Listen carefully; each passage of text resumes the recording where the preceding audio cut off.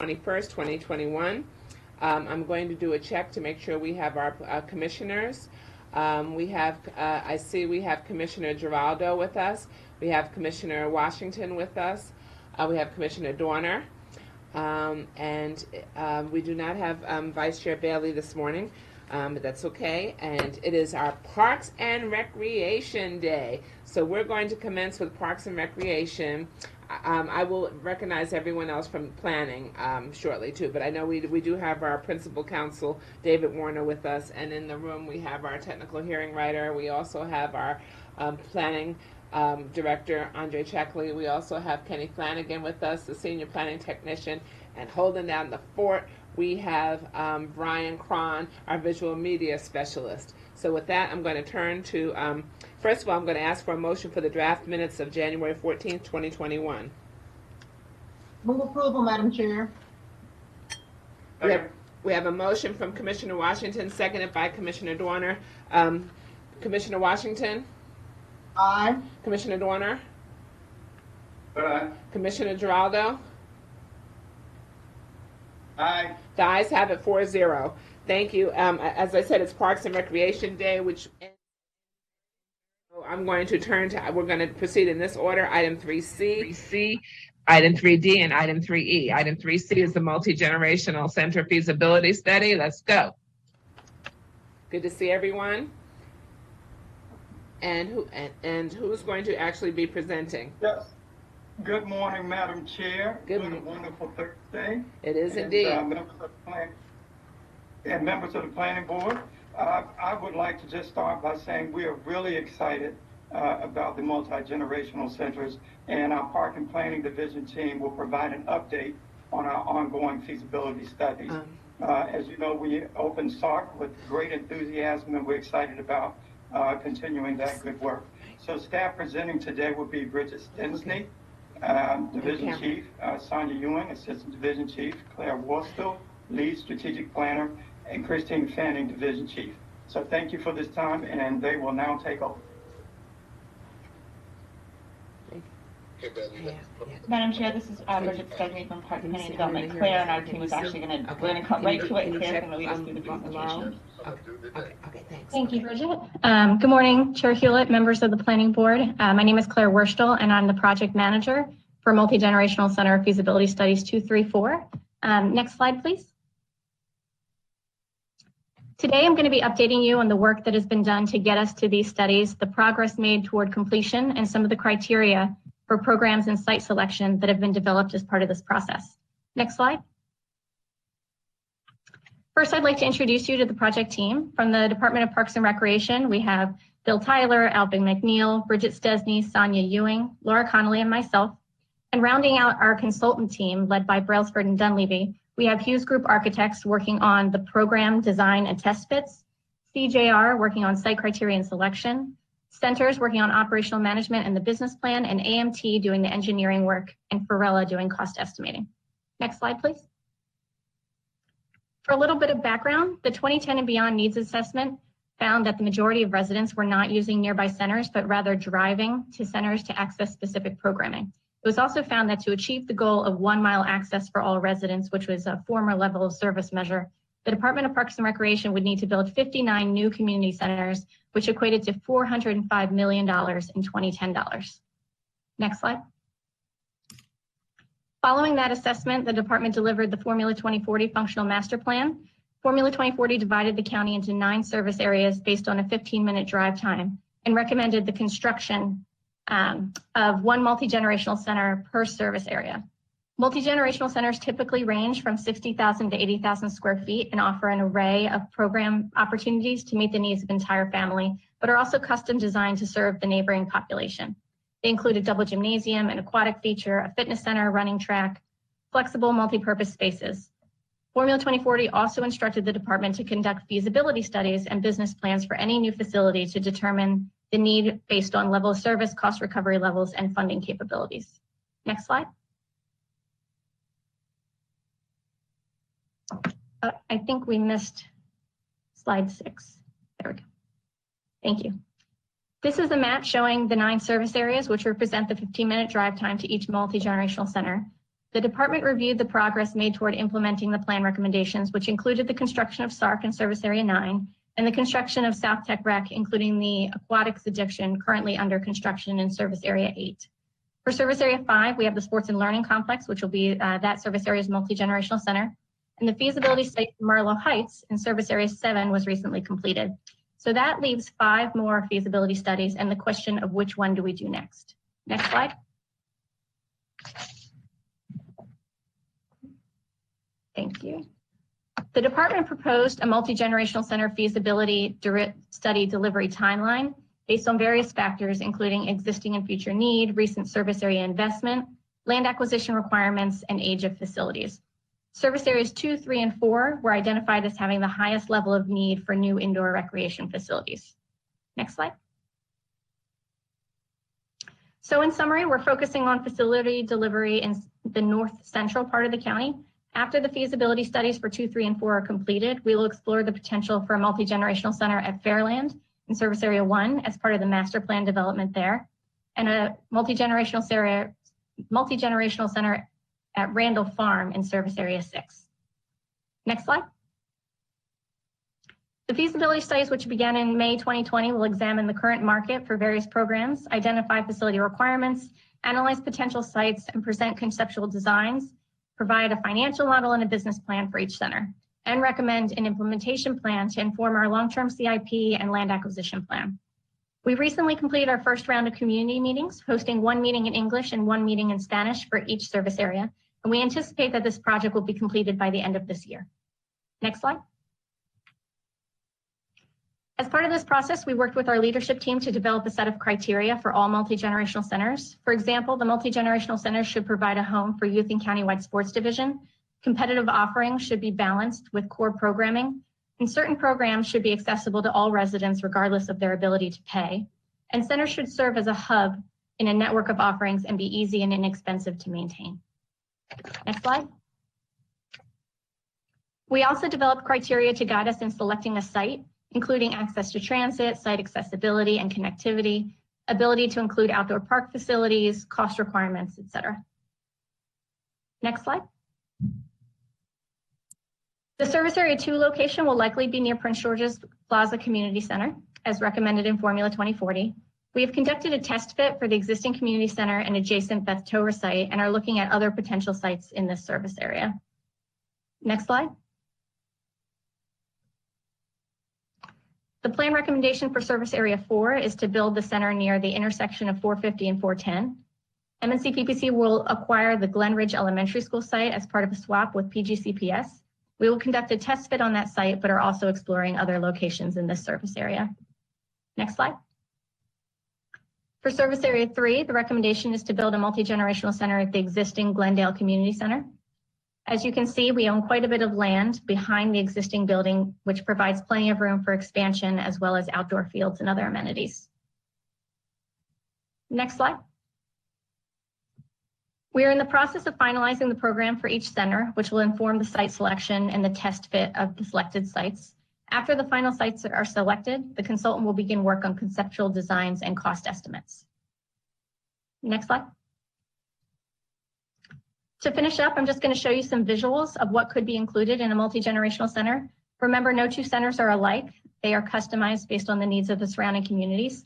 All centers will include a variety of fitness equipment. Next slide. Popular group exercise classes such as yoga, Zumba, cycling will be offered. Next slide. Hard courts for basketball, futsal, or volleyball may be surrounded by an indoor track similar to SARC. Next slide. Multi-purpose rooms will be available for a variety of uses, which could include space for parties, classes, community meetings, or religious services. We've also talked about the idea of adding warming kitchens. Next slide. Dedicated program rooms for childcare, culinary instruction, esports, senior and teen activities, or computer labs are all possibilities. Next slide. For aquatics, there are various types of aquatic options, and we're in the process of assessing which options are most appropriate for each service area, from competition pools to splash pools to leisure pools. Next slide. And within competition pools, there are various considerations related to lap lanes, diving wells, and spectator seating that'll all be taken into account. Next slide. There are also outdoor components to a multi-generational center that are particularly important as we focus on the youth sports opportunities and making this a home for our youth sports program. Next slide. And finally, there are also more passive outdoor recreation options like trails, community gardens, picnic areas, and playgrounds that we will explore for the new multi-generational centers. Next slide. So thank you for your time today, and please let me know if you have any questions or comments. Good to see you. Let's see if there's any questions from the planning board. But let me just say this at first. So we've been working on and leaning towards these multi-gen facilities for a long time. It's imperative that we do so because you have it in the presentation that it's really impossible to have a community center in every neighborhood. The cost is cost prohibitive. The neighbors aren't using it as much as they would for a multi-gen facility where the whole family can go. And so it's important that we have this study, and we thank you for that. This really breaks it down so that people understand why, because every budget session we still have people coming and saying, I want this in my neighborhood, I want that in my neighborhood, and it just doesn't work anymore. So thank you for the study, and let's see if there's any questions of Ms. Worstel. Commissioner Washington. No questions, but thank you for the presentation. Okay, Commissioner Giraldo. You're muted. You're muted. You are talking but muted. Okay. Hi. Am I talking now? Yes, you are. Thank you. And you can be heard now. So I have no question, but I can be heard. I just want to thank the staff for excellent presentation. I look forward to seeing the development of these multi-generational centers throughout the county. Thank you. That's Commissioner all. Dorner. Thank you. Commissioner Dorner. So I just want to find out how far along we are in some of these plans. Particularly, I like the idea of the Prince George's Plaza location right over there because we have one of the imagination parks, which I've taken my son to. We've got the bike trail. It's very easy to get to 2 different metro stations from there. And there's like a turf field over there as well. There's a lot, and there's a park that's right off the trail as well. Plus, it ties into a whole other community if you get across the East-West Highway on the trails. So how far along are we on that potential site selection or development? We are at a point where we have identified multiple potential sites. And what we are doing is we're having the architect conduct test fits to see what facilities of the various options would fit at those various locations, what some of the positives and negatives might be so that we can compare them. We will be bringing those sites to department leadership within the next month or so. So we are getting to the finish line on that portion of the project, and then we'll be moving into some conceptual designs from there. Okay, in that service area too, is the choice between sort of the existing facilities without any structure that we have in kind of the bottom left of that slide versus the building that we already do have in the gym in the top right? Is that kind of like the trend that you're looking at? That is correct. We have done a test fit for that site, and we have determined that while it may fit on that site, it would require a lot of structured parking. So we're going to compare and contrast with some other options to see what makes the most sense. And then the plan is to put together an implementation plan because obviously it is very pricey to do all 3 at once. So we're going to start figuring out, okay, when do we acquire land versus when do we start maybe an additional in Glendale while we are starting construction on one of the other ones. So that will be one of the deliverables is that implementation plan. What can we do first? What do we do second? Okay, I look forward to seeing more. Thank you. Okay, if there are no other questions, thank you so very, very much for your presentation today. It doesn't require action, but we'll thank you, Director Tyler, and thank you, Ms. Worstel, for that presentation. And with that, we'll turn to item 3D, which is the Black History Month presentation. Mr. Tyler, Director Tyler, do you want to do an introduction or no? Or we're going to start, or No, we're Martinez? just good. Yeah, because we're short on, we're keeping our eye on the clock. I won't have anything to say. Thank you, but we know you're here. Okay, so Mr. Omar Eden Martinez, or Ms. Fanning, who's presenting?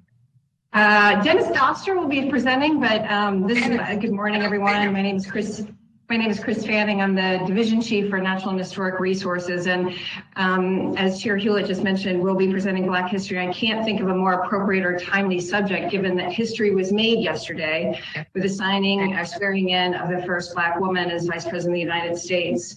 Many of us, yesterday reminds us, and many of us say this time of year, that Black history should never be relegated or recognized only during 1 month. And especially in these times of misunderstanding, misinformation, I hope we can all agree Black history needs to be a focus and a priority all year round. And so with that in mind, I do want to recognize Omar Eden Martinez, who is the Assistant Division Chief of Historical Resources. And it's through his leadership and vision that I can proudly say that Prince George's County Parks and Recreation Department is walking the talk. We are centering Black history and really history, inclusive history throughout the year. We've just hired an inclusive interpretation coordinator countywide who's making sure that all of our sites are interpreting our sites truthfully and comprehensively. At the facility level, our College Park Aviation Museum has designated our premier gallery space to honoring and recognizing Columbia Airfield, which, as all of you know, is centered at Pawtucket River Park and is Maryland's first African-American owned and operated airfield. And in hopefully 1 year's time, we'll be reopening Concord Manor, which will center its story and narrative and interpretation around the African-American experience in Black history. So I just wanted to open up with, we always say Black history is more than 1 month a year. And I just want to say thanks to Omar Martinez, it's year round. So we are focused on Black History Month this year. Is the time that the department comes together as a collective to honor Black history. And Dr. Dennis Doster, who needs no introduction, is among the most respected scholars in his field. So Dennis. Well, let's go then, and Dr. Doster, you have until 10:36 now. So we're utilizing some time, so because we have one more thing one more Parks and Rec item before our 10:30 planning. So Dr. Doster, you are on. Yes, thank you. Good morning, Chair Hewlett, and good morning, commissioners. Thank you for allowing me to come before you all again to present Black History Month and discuss the department's offerings. And so if you could go to the next slide.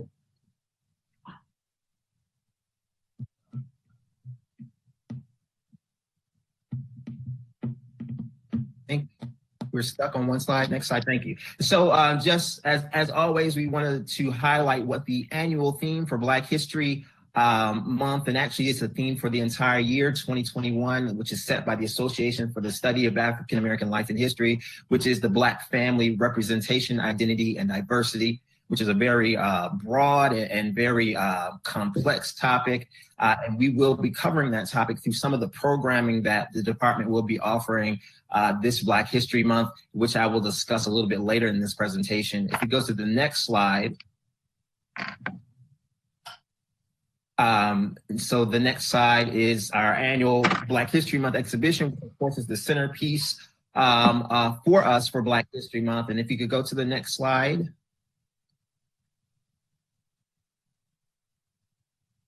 And you'll see the title. And so the title of our exhibition for this upcoming February is Black Health Matters, an undoctored history of healthcare and healing traditions in the Black community. And so for this year, our exhibition departs from the national theme for two reasons. One, we are always attempting to highlight our local history. And so one of the important things about that is happening in Prince George's County this year is that we have our new hospital opening in Largo. And so the idea with this exhibition was to highlight that new, very important development here in our county. But then also, of course, 2020, we had the pandemic of COVID-19, which we are still, experiencing. And so we are also touching upon that subject. And so this is a very important and a very timely topic that we will be tackling. If you could go to the next slide. And so that just gives you a little bit of an overview of the exhibition. And so this is our first ever virtual exhibition. It will be through February, the months of February and March. It will be, because it's not an in-person exhibition, it will be virtual. So it'll be consisting of a variety of digital components, which will include many documentaries, interviews, and social media profiles of Prince Georgians in the healthcare field. So this information will be released throughout the months of February and March, and will be released through our social media platforms in the Department of Parks and Recreation, as well as posted on our website, blackhistory.pgparks.com. And then, of course, as always, we will have our opening celebration, which of course will feature Chairman Hewlett and our director, Tyler, as well. And that will occur on Sunday, January 31st at 2 p.m. If you could go to the next slide. And so at the center, one of the most elements that people look forward to during Black History Month is our annual Black History Month poster, which will be unveiled during that virtual opening program on Sunday, January 31st. And this year, as many of you are aware, we usually work with high school students in Prince George's County. For the past 5 years, we've done this through a visual arts internship. Unfortunately, we were not able to do that internship this past year because of the pandemic, but we did get a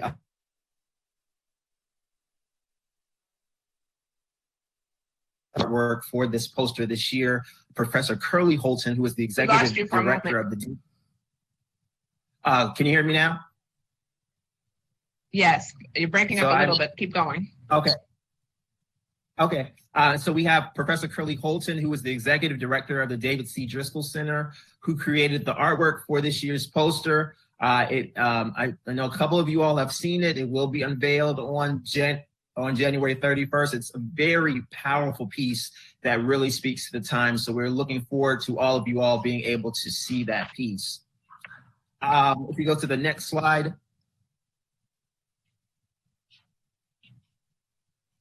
The one after this? Here we are. And so this here, I'll close out our presentation with just talking about a few of the offerings for Black History Month department-wide. And so, of course, this is our first ever virtual celebration. This is something, you know, that is new for all of us as a department, and we're building upon what we've learned during 2020 in order to offer high-quality virtual programming. Usually, you know, we're used to having 70+ events at all of our sites and community centers. But this year we'll have a smaller number of programs, but still very high quality. We've learned our lessons about what works in the virtual platform. And so we've learned that less is more, more targeted, more higher quality, and more collaborative is also a very important component of what we're doing. And so we have a lot more collaborations between our divisions within the department this Black History Month. If you go to the next slide. So the next few slides just give a few examples of some of the programs that we'll be having. So throughout the month of February, there will be a Black History in Your Backyard scavenger hunt, which is actually a collaboration between about 4 or 5 divisions. People will be directed using the Goose Chase app to travel throughout the county, as well as answer trivia and do activities at home that relate to our local Black history. Next slide. This is an event that usually occurs every year at our Sports and Learning Complex. And so this year, this African American Family Festival is being taken online. So this is an example of a traditional event that we have every Black History Month that's now being taken into the virtual space. And then this year, not only the staff at our Sports and Learning Complex are working on this, but also staff from our central area, our southern area, and our northern area are all coming together to collaborate on this virtual event. For the next slide.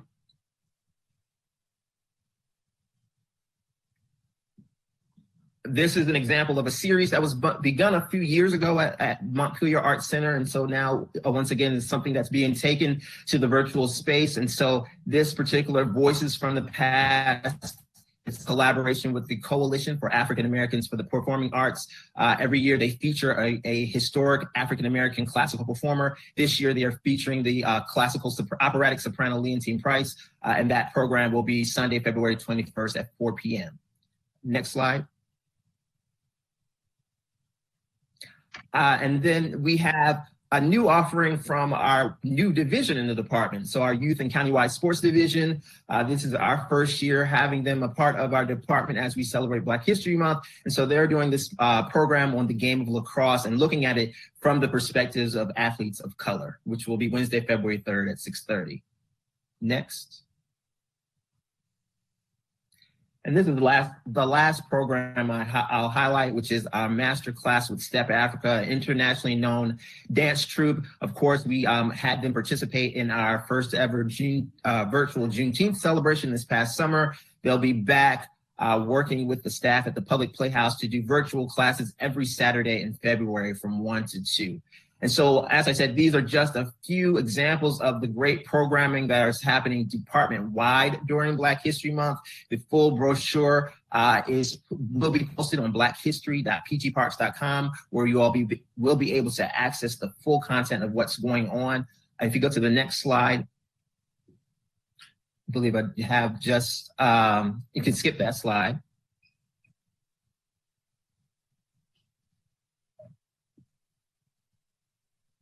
And so lastly, just close out with a few acknowledgements. And so acknowledging, of course, the Natural and Historical Resources Division, which is home to the Black History Program, the Arts and Cultural Heritage Division, which is very involved with our Black History Month poster, a Public Affairs and Marketing Division, which is doing a great job with helping us with all of this virtual content, and then not only making it virtual, but also marketing it. And as you see in this presentation, you see some of the graphics that they have created. And then lastly, like I said, these are department-wide offerings, and there has been a lot of great work among all our divisions and staff going out of their comfort zones and venturing into the virtual realm, and then also collaborating not only within their divisions, but outside of the divisions, which is really great work. And so I must acknowledge all the great work that's happening throughout the entire Department of Parks and Recreation. I think the last slide just has some contact information, but that closes out my presentation. And if anyone has any questions or comments. Thank you so much, Dr. Doster. You know, the good thing is we all have this PowerPoint presentation, and as always, you do a superb job. The entire Black History Month team does a superb job. And each year seems to surpass the previous year. It's just phenomenal. So we have lots of activities, and we will not let the pandemic or the quarantine or anything shut us down. So we didn't do it we did a little bit. We didn't do it really last year, but we did an amazing Juneteenth last year virtually, and we'll have wonderful virtual programs this year. We look forward to also hearing Omar Ita Martinez at the Ridgely Rosenwald School this year as well. There's just so many wonderful activities, and we thank you so very much. I am so sorry we don't have time for questions and comments because we have one more Parks and Rec item before 10:30, which is 10:30 now. But so I have to turn to who's going to do the easement issue. Madam Chair, Mr. Song will be presenting. Okay, and you have to present quickly, Mr. Sun. We have the letter. We have the document in front of us. Yes, ma'am. For the record, Paul Sun from Department of Parks and Recreation. Good morning, Madam Chair, fellow planning board members. Good morning. We are here today to request the approval of granting a proposed utility easement at Westphalia Central Park. Next slide. For those of you unfamiliar, this park is located in the heart of the Westphalia town sector, approximately 3/4 of a mile northeast of Pennsylvania Avenue, Maryland Route 4. Next slide. The proposed easement is at the southwestern corner of the park property at Central Park Drive and Rock Spring Drive. Next slide. The electric company, Pepco, has need of additional land to extend their services to the ever-growing Westphalia community. Over the last few months, DPR staff has worked with Pepco on the easement's size and location as to minimize any impacts to park property. Thus, DPR is recommending approval of this 506 square foot easement as currently shown. This concludes staff's presentation. Thank you, Mr. Sun. I need to entertain a motion now to approve staff. Thank you. We have a motion by Commissioner Washington, seconded by Commissioner Dorner. Commissioner Washington? Aye. Commissioner Dorner? Aye. Commissioner Giraldo? Aye. Okay, thank you so very much. The ayes have it 4-0. Thank you for all the Parks and Recreation team. I'm sorry, but you did get it all in within our time frame. So thank you very much, everyone. And so now we have to turn to our 10:30 planning items. Thank you.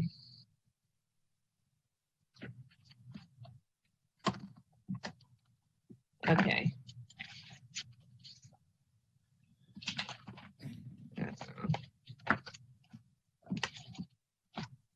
Good morning, everyone. I'm Elizabeth Hewlett, Chair of the Prince George's County Planning Board of the Maryland National Capital Park and Planning Commission. The Planning Board is now in session for Thursday, January 21st, 2021. I'm going to acknowledge, let's see, our commissioners who are present. Commissioner Giraldo. Okay. Present. Commissioner Washington. Present. Commissioner Dorner. I'm present as well. Okay. In abundance of caution resulting from the global spread of COVID-19, the Planning Board continues to host virtual hearings, and today marks the 35th virtual meeting since March 2020. During these continued challenging times, we remain committed to promoting a safe and healthy environment for our public, applicants, stakeholders, and staff as we continue business operations to propel Prince George's County forward. I'd like to take a moment to remind everyone of the procedures for our hearings. All participants must pre-register, and all materials or exhibits, if any, must be submitted by 12 noon on the Tuesday before the Planning Board meeting, as shown on the screen, as announced in weekly meetings, as posted on our website, and as clearly stated in bold red on our published weekly Planning Board agenda. Registered speakers and presenters can join the meeting with the link provided in the email from the Planning Board office. Online registered participants may be prompted to install GoToMeeting in order to participate in the process. Registered speakers may also listen or participate in the meeting using a phone line, the call-in number provided via the email. We ask all participants to mute your phones when not speaking, and please do not put your phone on hold. To eliminate audio feedback, only one connected device with sound should be in the room at the same time. And of course, the public may continue to watch Planning Board meetings streamed live, or if you wish to become a person of record, you may sign up on our online web form. Please note the screen for instructions. As always, we commence our meetings with a moment of silence for those who have passed on since our meeting of January 14th. Within our legal and land use community, we want to acknowledge Dennis Whitley II. He was the father of Dennis Whitley III, Esquire, an attorney with Shipley and Horn who appears regularly before the Planning Board. Herbert Levenstein, a longtime member of the Prince George's Prince George's County Bar Association. Within the county and state and region, the Honorable Thomas B. Mike Miller, Jr. Age 78, he was the Maryland State Senate President Emeritus. He was the nation's longest serving president of a state senate. He presided over the Maryland Senate for 33 years until October 2019. He served nearly 50 years in the Maryland General Assembly, 4 years with the House of Delegates and 45 years with the Senate. Since 1983, he represented District 27, which included Prince George's, Calvert, and Charles counties. We want to remember the inimitable Mike Miller. Dr. Samuel Myers, Sr., at the tender age of 101. He was the former president of Bowie State University. Served as the fourth president of Bowie State University for 9 years, and during his tenure, Bowie State established a graduate division and offered its first graduate degree. We want to remember Phyllis Tapscott, who is the mom of several Tapscotts, but especially Ed Tapscott, who was the former basketball coach at American University, former front office personnel with the Washington Wizards, and just widely recognized in the basketball arena. So we want to remember the beautiful Phyllis Tapscott. We want to remember the ever increasing number of victims of the widespread coronavirus. we are approaching over 25 million cases in the United States alone, nearly 25 million cases, and over 406,000 deaths in the United States. Again, these are horrible statistics, but they are human beings. They left families, they left little kids, they left moms, dads, siblings, they are somebody's aunts, uncles. It is a travesty that we have lost all these people, and we want to keep their families in our thoughts and prayers. I'm announcing Phil Spector, age 81, who was known for his wall of sound and produced several recording artists, including Tina Turner's, the Righteous Brothers, and the Beatles. And he died of COVID as well. He was also convicted of murder, but he, on the flip side of that. Joanne Rogers, age 92, who was the wife of Fred Rogers of Mr. Rogers' Neighborhood. Siegfried Fischbacher, age 81, who was the remaining half of Siegfried and Roy, which was the large animal magician team. Ironically, his partner Roy Horn passed away in May 2020 of COVID-19, so now they're both gone. Peter Mark Richmond, age 93, an actor with TV roles on Three's Company and Dynasty. Dorothy Dot Cole, at the tender age of 107. She was a U.S. Marines veteran of World War II, and she was the world's oldest living Marine. Don Sutton, Major League Baseball Hall of Fame pitcher for over 23 years, mostly with the Los Angeles Dodgers. Jimmy Rogers, early rock star.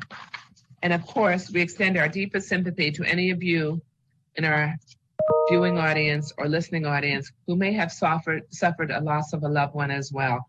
We extend our hearts to you, and I ask for that moment of silence now. Please.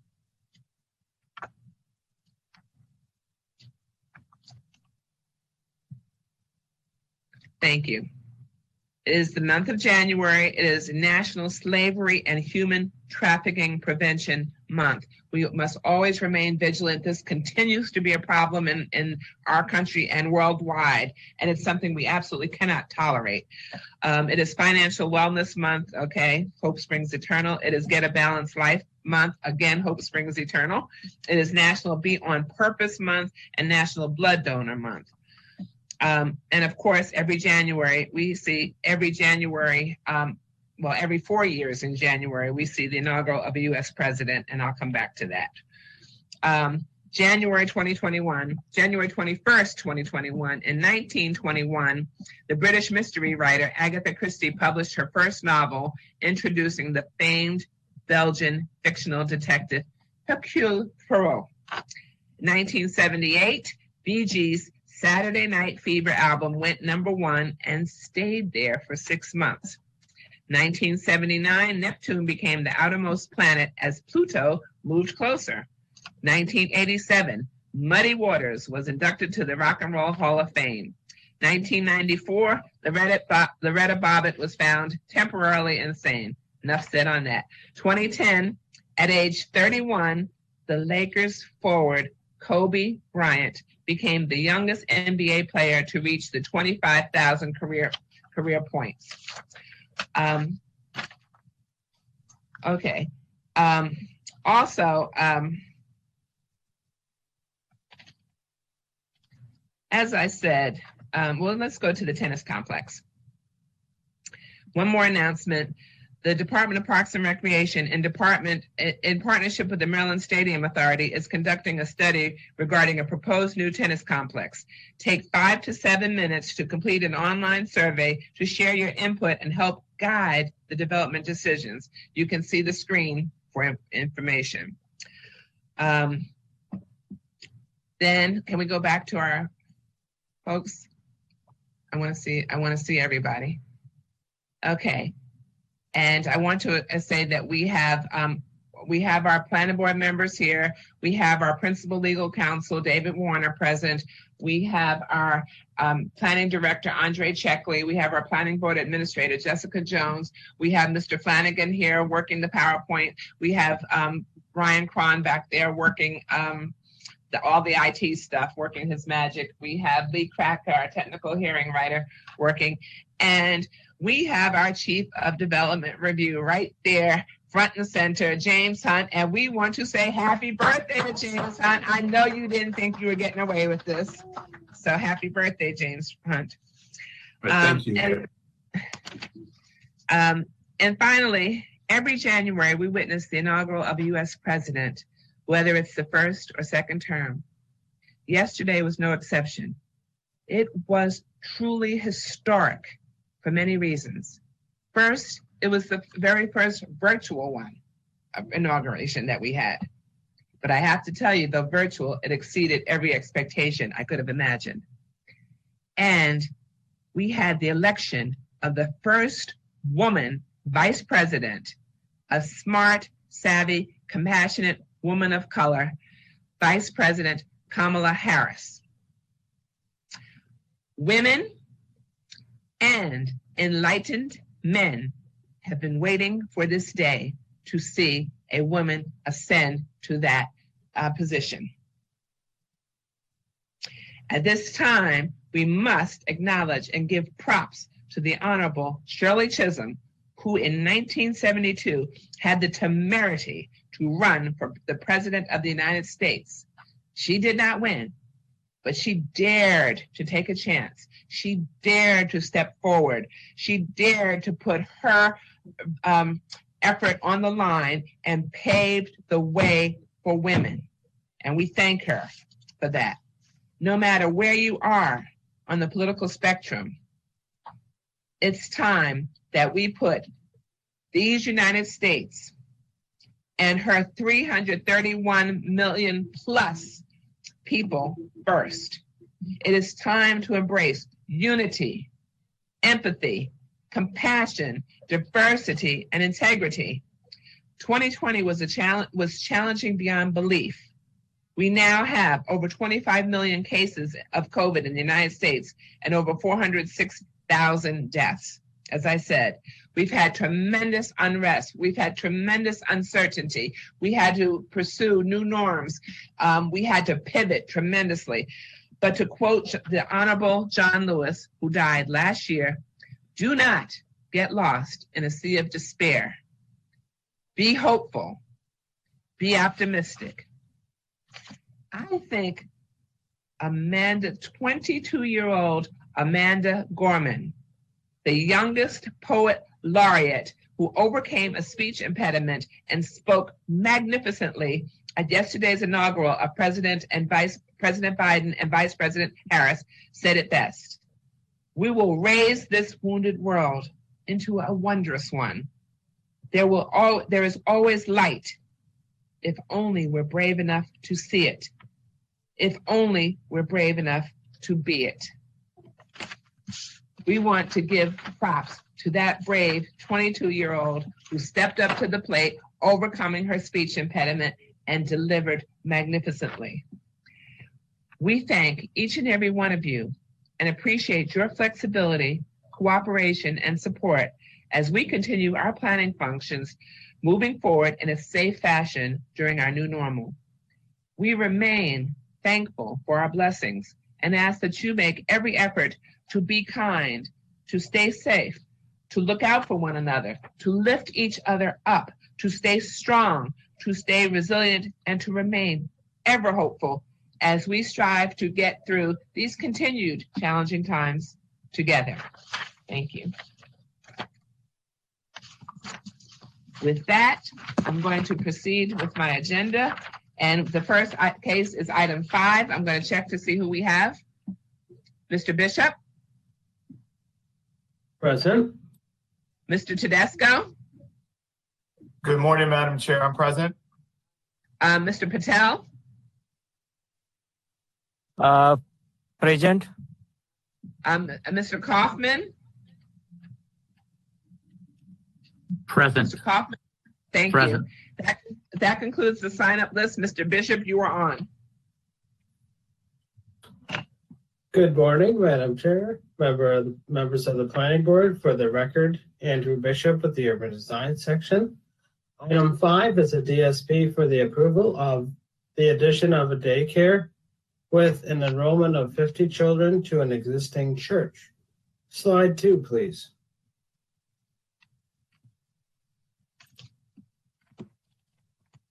The site is in the northern portion of the county in Planning Area 70, Council District 3. Slide 3, please. The site is located on the south side of Greenbelt Road, south of its intersection with Mission Drive. Slide 4, please. The DSP is in the RR zone on Parcel A and is outlined on this slide in blue.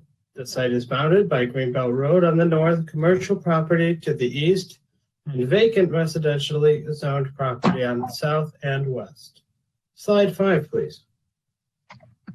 This aerial shows the existing church and property outlined in red and shows the commercial shopping center east and vacant properties south and west of the site. Slide 6, please. The site is developed with the church and generally slopes to the south. No new environmental impacts are proposed with this application. Slide 7, please.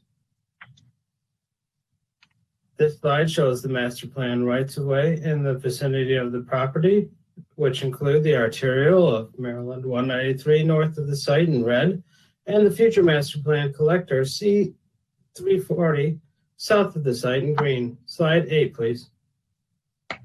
This bird's eye view of the property shows the location of the existing church. The future daycare addition with the new play area are proposed on the southeast side of the building. Slide 9, please. This slide shows the site plan for the property, which is accessed from 193 on the north side of the property. Parking to serve the site is located on the north, east, and south sides of the building. The outdoor play area for the daycare is located on the southeast side of the building and is hatched in this image. The play area is enclosed by a 6-foot tall vinyl fence and will include an open play space, playground equipment, and an umbrella structure to shade the played area. As can be seen at the bottom of the slide, conditions to provide additional details of the play equipment have been recommended in the report. Slide 10, please. This slide shows the tree conservation plan submitted with the DSP and proposes a combination of on-site and off-site preservation. Technical revisions to the plan are needed to be in full compliance and have been included in the report. In conclusion, the urban design section recommends the planning board adopt the findings of this report and approve detailed site plan DSP 17034 for Capital Christian Daycare, subject to the conditions found in the staff report. The applicant has reviewed the staff report and is in agreement with the proposed conditions. This concludes staff's presentation. Thank you. Thank you, Mr. Bishop. Let's see if there's any questions of you. Commissioner Washington. No questions, thank you. Commissioner Dorner. No questions. Commissioner Giraldo. No questions, Madam Chair. Thank you. Okay, Mr. Tedesco, you're on. Thank you, Madam Chair. Good morning, Planning Board Commissioners. For the record, Matthew Tedesco, the law firm of Magny Hosey, here on behalf of the applicant Capital Christian Fellowship Daycare. With me this morning is Pastor Glenn Kaufman, as well as Jignesh Patel from AB Consultants. I'll be brief. Just want to thank staff for its presentation of this application, for its processing and presentation of this application. As Mr. Bishop indicated, we have reviewed the staff report. We are in agreement with all the recommended findings and conditions. I do not have any requested modifications to any findings or conditions.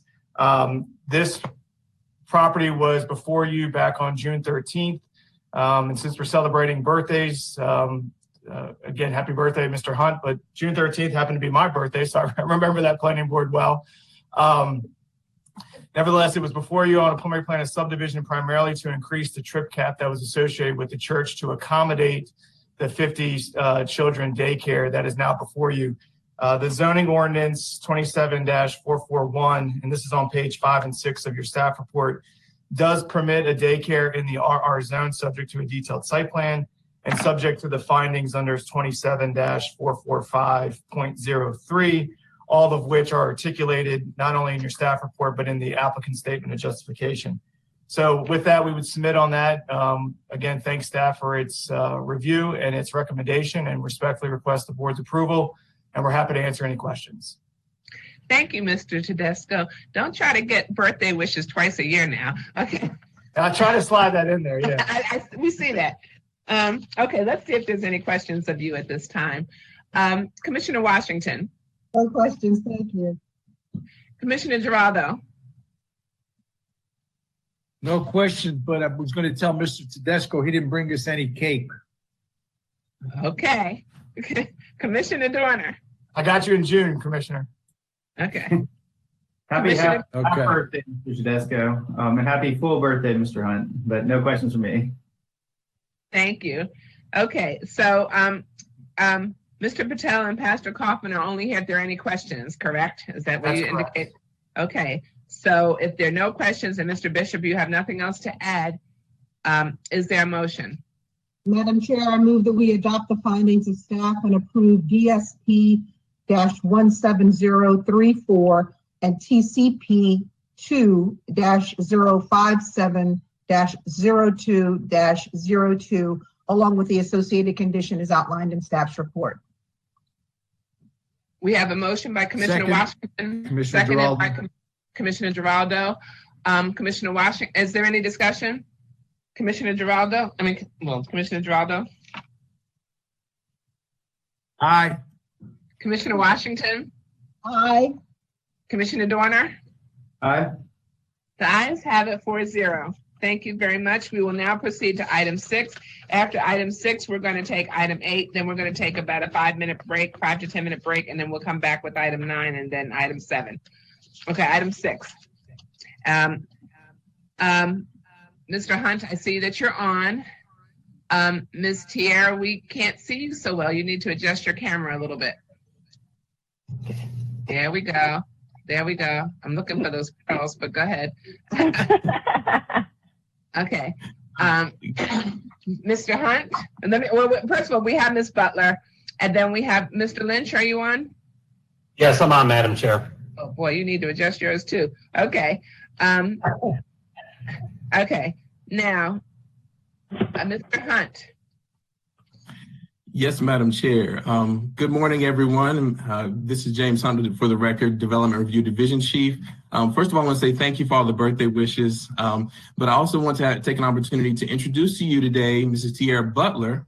She's new to our senior planner to the Development Review Division. Mrs. Butler also has obtained her undergraduate degree in Business Administration and Management, as well as her master's degree in Urban and Regional Planning from Virginia Commonwealth University. In addition, she comes to the commission from the city of Frederick, Maryland's planning department, as well as working for other Virginia planning departments such as Prince William County, the city of Suffolk, and York County. Also, in Tierra's off time, she likes doing graphic design projects.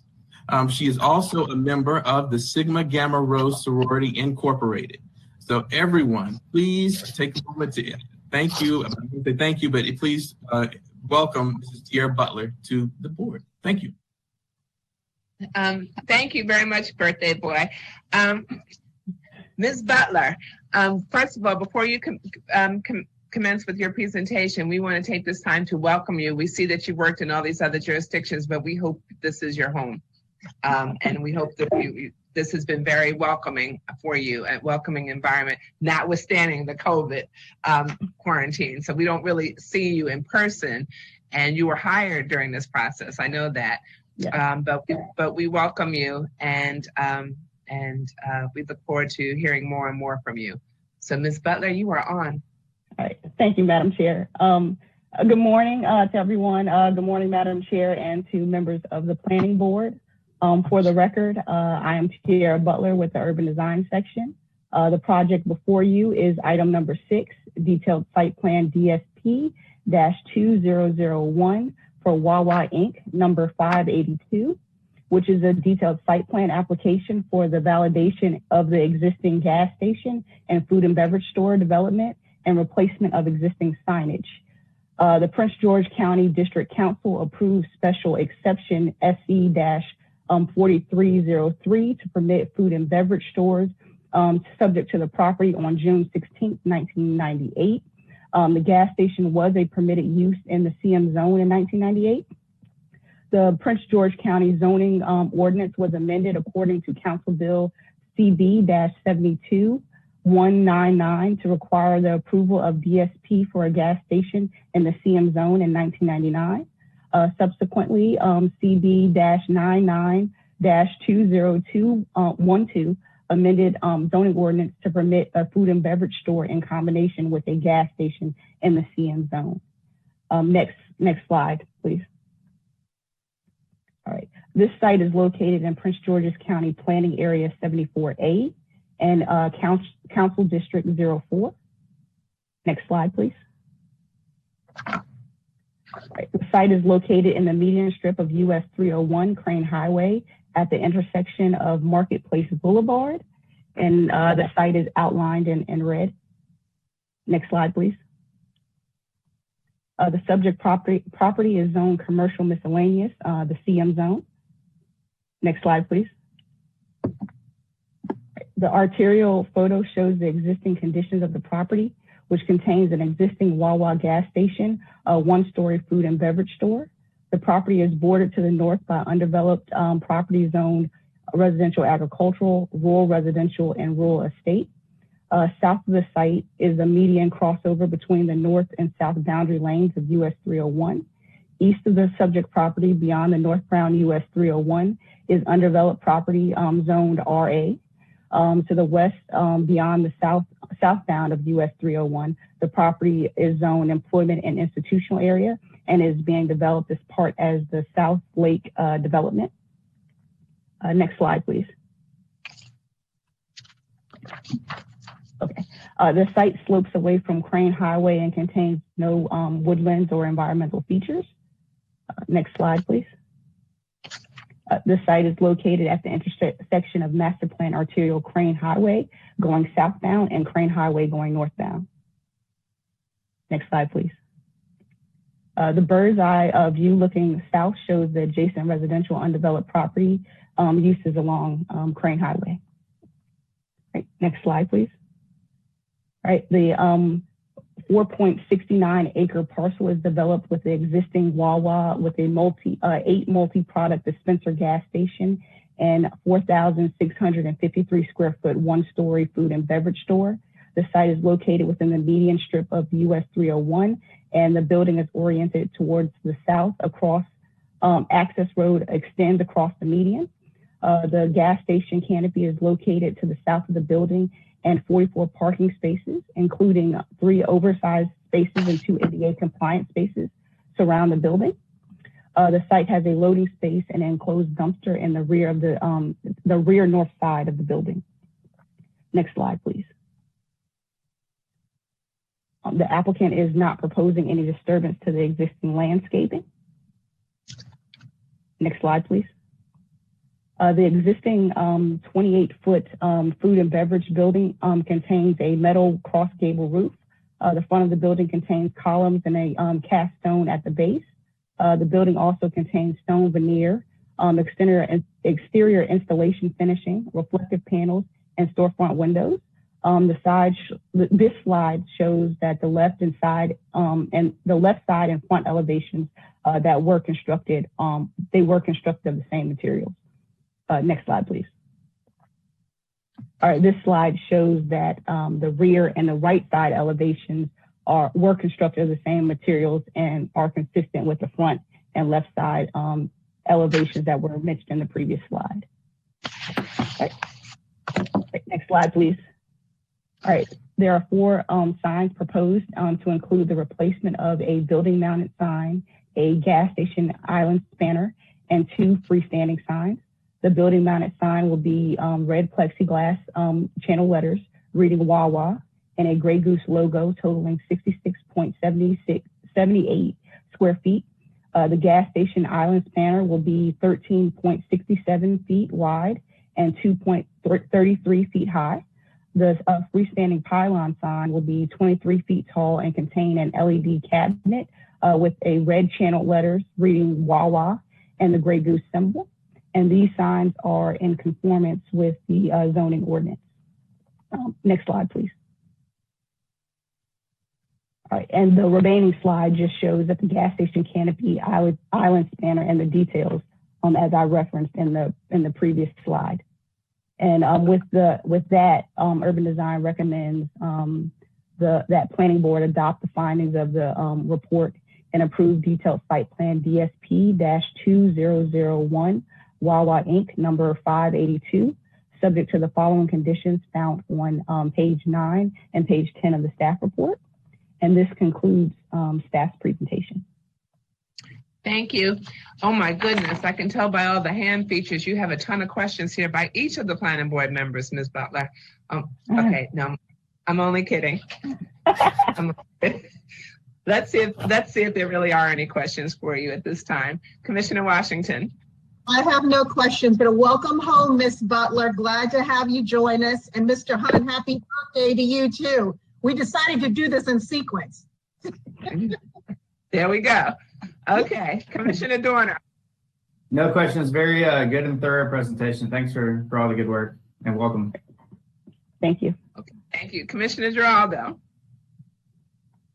I have a ton of questions for Ms. Butler, but I just want to thank you. You did an excellent presentation. Welcome aboard. I hope it becomes your home forever. Thank you. Okay, thank you.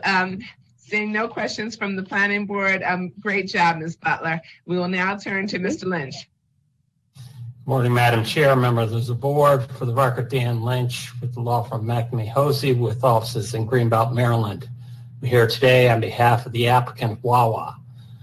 We're here today because this was the first store built by Wawa in Prince George's County, and it's been here quite a while, and we're looking to freshen it up a little bit, putting new signage on and do some interior renovations.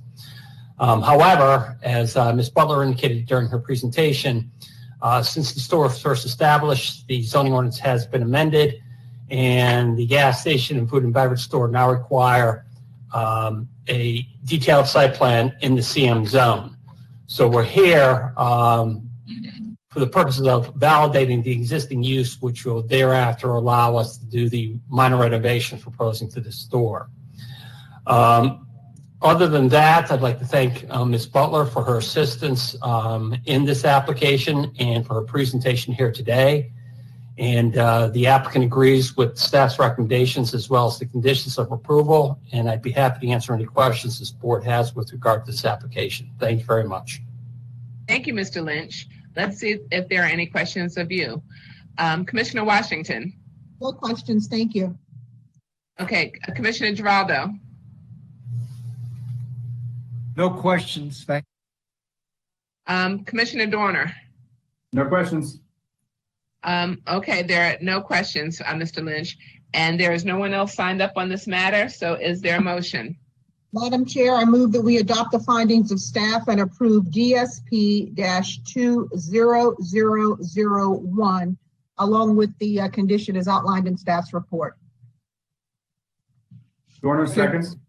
We have a motion from Commissioner Washington, seconded by Commissioner Dorner. Commissioner Washington? Aye.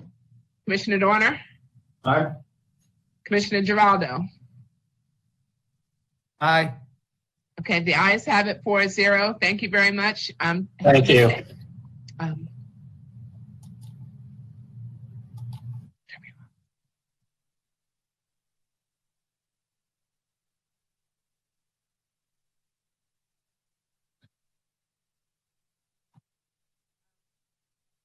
Okay. Next, we have item 8, which is the venue. Let me check and make sure we have everyone. Mr. Zhang, there you are. Wonderful. Good morning, everyone. Present. Good. Mr. Horn, and there you are. Yes, I am. Good morning, Madam Chairman. Arthur Horns here, present. Thank you. And Michael Clay? Michael Clay is present. Wonderful. And that concludes the sign-up list for today. Mr. Zhang, you are on. Thank you, Madam Chair. Good morning, Madam Chair and members of the Planning Board. For the record, this is Henry Zhang with Urban Design Section. Item 8 in front of you is a detailed site plan for a 90 townhouse unit as phase 1 development of a larger property. Next slide, please. The site is in Planning Area 73, Council District 6. Next slide, please. Specifically, this site is on the north side of the Rachel Marble Road, in the northwest quadrant of its intersection with McCarthy Drive. Next slide, please. The property include RT, R55, and the I3 zone property. Next slide, please. The aerial photo shows the site basically is vacant. To the west and the north of the site is the remaining property of the larger church development. Next slide, please. This site map shows the topographic information. There is no regulated environmental features on this site. Next slide, please. This segment of Rachel Marble Road is classified as a tier roadway, which fronting the property. Next slide, please. This is the conceptual site plan. You see here the entire larger property shown here in different colors. This site is part of the larger church property that has a very long approval history, which dated back to the 90s. There is a church detailed site plan currently reviewed, pending at the staff level. Most recently, in 2008, the District Council approved 2 zoning map amendment, which is A-9991, which rezoned 5.99 acres of the property to the R55 zone. Another zoning map amendment A-9992, which rezoned 10.67 acre property to the RT zone. On this exhibit you will see here, it's located in a lower right-hand corner in light yellow. In 2019, the Planning Board approved conceptual site plan 96073-01, which is an amendment to reflect the rezoning of the portion of the church property to the R55 and the RT zone, and at the same time show a development of 200 to 250 townhouse units, basically on this larger side. Next slide, please.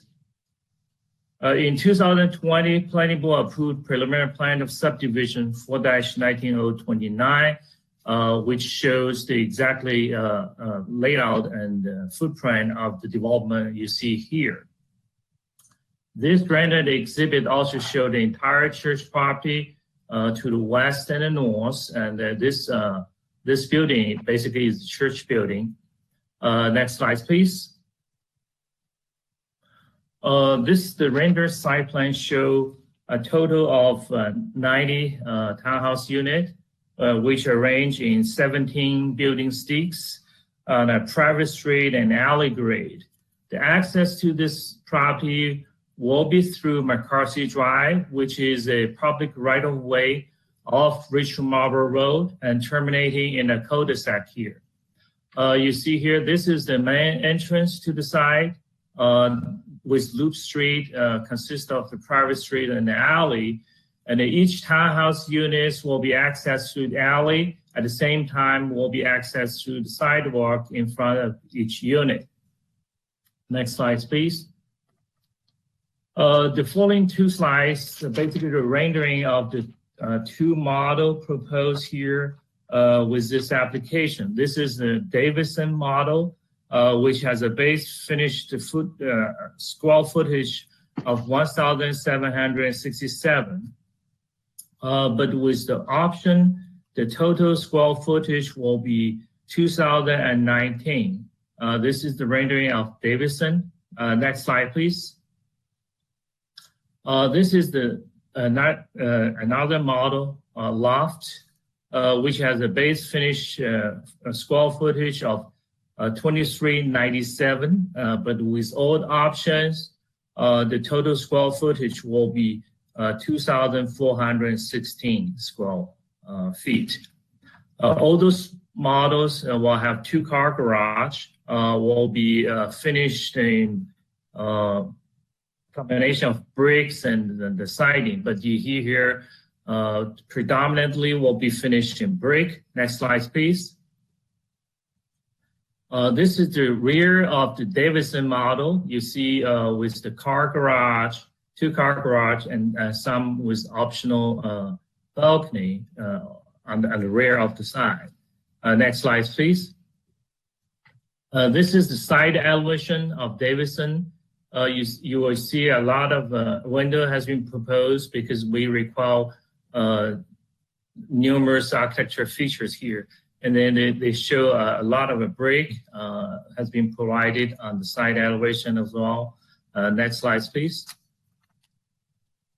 This is the rendering of the rear of the loft model, which you will see they will feature the top terrace. That's a very attractive features of this model.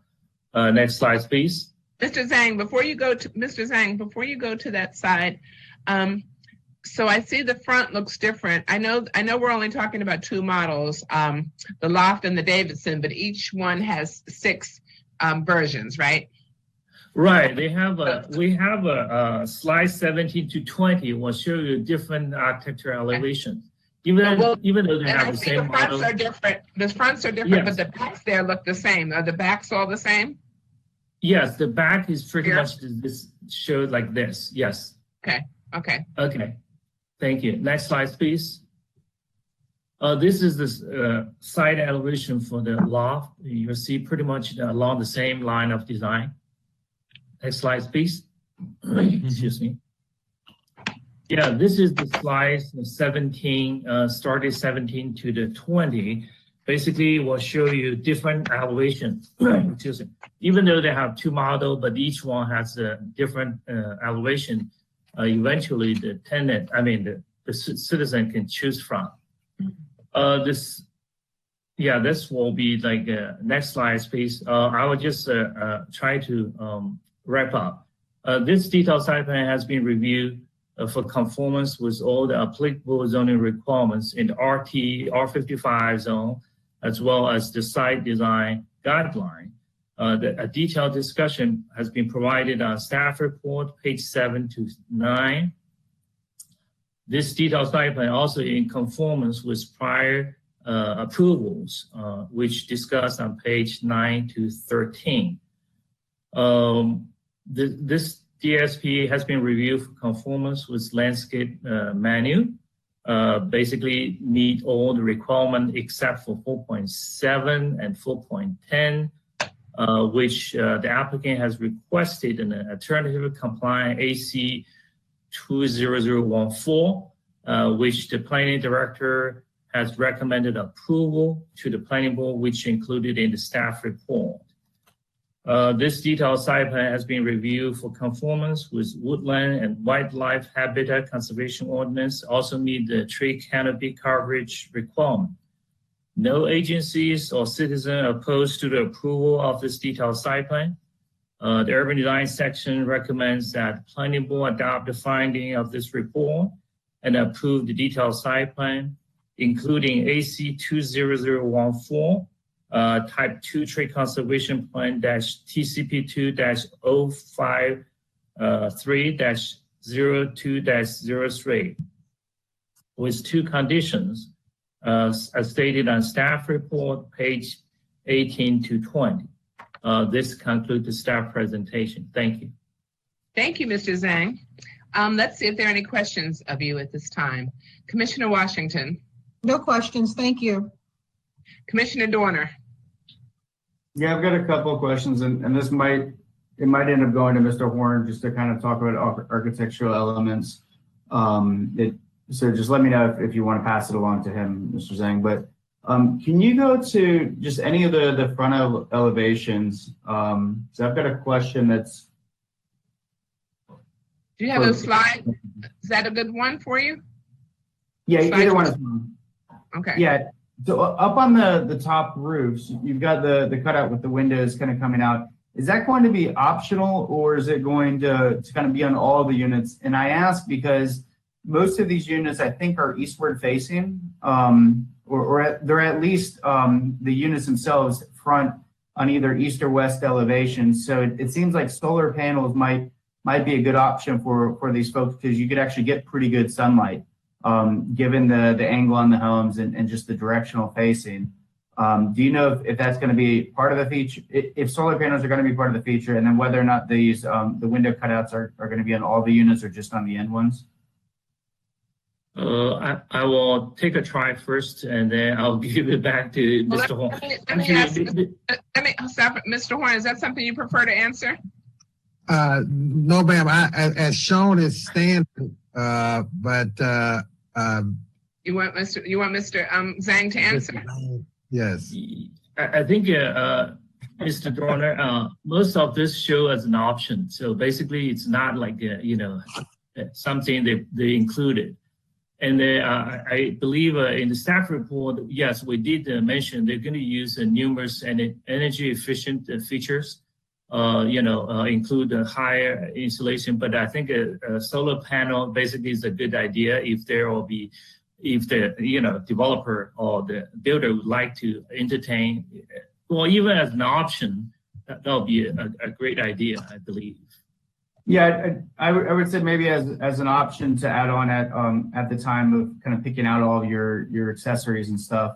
Because one of the things that's really hard with these homes is putting in the panels after. It costs a lot of money to get folks up that high, and you're also digging into roofing and the building envelope as well, which can have leaking and stuff. So maybe an option later on, because I didn't see that anywhere in the staff report for the solar panels.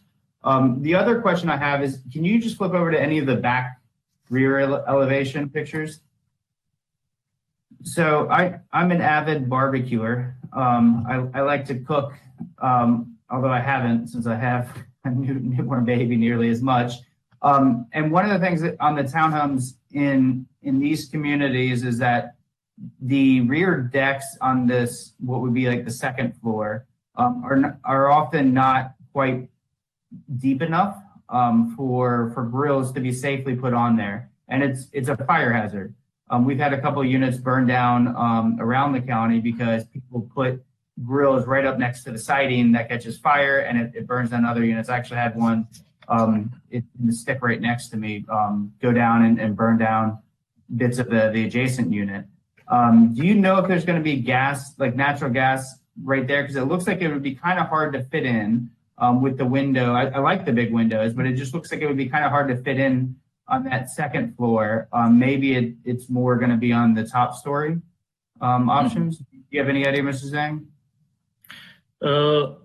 I have no idea, but I think they don't have any gas line at least at the second floor. I think all the utility will be put at the ground level. Okay. Yeah. So I'll let Mr. Horn ask that, because the county code is not very clear, the fire code, in how to deal with townhomes. It actually doesn't treat them separately. It kind of grandfathers in to let the homeowners do whatever they want, which is unfortunate because there are people who make stupid decisions in these homes, and they put charcoal grills and stuff up on these balconies, and that puts everyone in danger. So I'll let Mr. Horn kind of address that later on when he talks about it. Thank you. Thank you. Okay, that was it for you, Commissioner Dorner, for the moment? Yes, that's it for me. Okay, Commissioner Giraldo. I don't have any questions, Madam Chair. I do have an observation with regards to Commissioner Dorner's concern about the solar. Some of these homes, I think that's something that the buyer would have to tell them in advance, because sometimes these roofs cannot sustain the weight of solar. I've got a couple of cases now in my private practice, solar panels installed, and the roof trusses started to collapse. So I think that's something that's probably got to be addressed up front if the buyer. Other than that, no questions. Okay, thank you. There are no questions. Mr. Horn, you were on. Thank you very much, Madam Chairman, members of the Planning Board. For the record, Arthur Horn, the law office of Shipley and Horn in Largo, Maryland. Very pleased to be here this morning representing Greenwood Partners LLC and its managing member and primary owner is Mr. Savag Balian, who's the, as you all may know, I'm the president of Haverford Homes. And you mentioned, Madam Chairman, Michael Clay, the civil engineer from Gutschet, Lowell and Weber, is also here with us this morning. I do want to say to Mr. Hunt, happy birthday and join the court. Chairman, first I'll say for sake of Mr. Balian, he actually signed up to be a party of record instead of actually speaking, so he actually hit the wrong thing by mistake. So he is here, he is listening. I am receiving the information that will allow me to answer Commissioner Dorner's questions. So we do apologize for that. I'm also stating that I'm actually wearing two hats today because Mr. Balian and the Haverford Homes, they are the contract purchaser, but the property is owned by the Greater Morning Star Apostolic Ministries, and it's Bishop Charles E. Johnson Sr. who is listening, as well as the real estate leader in that church is Elder Anthony Davis, who's a part of this as well. They're represented by Mr. Midget Parker, the law office of Midget Parker, you all know well. Mr. Parker, as you know, had a medical emergency with the family this past weekend and was not able to come in and sign up to be a part of this. So he too is listening. I'm sort of covering for them as well. Basically, they're not part of the application other than they're the property owner, and they agree with the staff's recommendation as we do. They're very supportive. They've had the community meetings in the church with the neighbors to get the assent. One big issue that the church has is, as Mr. Zhang mentioned, that the McCarthy Drive is the main public road that comes into the site. They're working very diligently with the county, actually trying to rename that street after Bishop Johnson, but obviously that's not part of this DSP, but that's something that they've been working on. And as Mr. Zhang mentioned also, they have other minor applications going through the system now. So they send their support and their greetings to everybody this morning. As Mr. Zhang indicated, this is 90 Townhouse Phase 1 approval for this site. You all have previously seen it, CSP. It was February 2019. The preliminary plan was April in 2020. We were one of the first to go through the virtual hearings that you all were having with reference to the site. These are large, beautiful townhouses, as Mr. Zhang mentioned, 2,400 square feet for one. And the other one can go up to 1,800 square feet from 1,800 approximately to about 2,000. They are, large, beautiful lots, similar to the properties that are directly across the street. Many of you all are familiar with this property is located directly across the street from the entrance to Westphalia, one of the main entrances. And Mr. Balian has developed Westphalia Row, which is directly across the street from this site. And those townhouses and stuff sold very, very quickly and have built very well. He also has several other developments in the Largo area that has done extremely well. And so he's well known, quality buildings, quality products. And Mr. Dorner asked about the decks, the back decks. They are 4 feet, Mr. Dorner, and they are capable of holding a grill, but it's not legal to do so.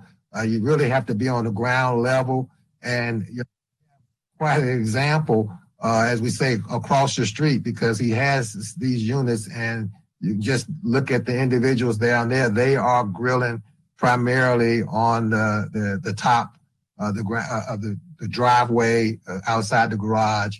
There are some who are grilling on the deck, and they fit and they don't have any issues. One of the things that I'd say, Mr. Balian, notice from the Westphalia Road to this site is, and you notice that the townhouses are larger.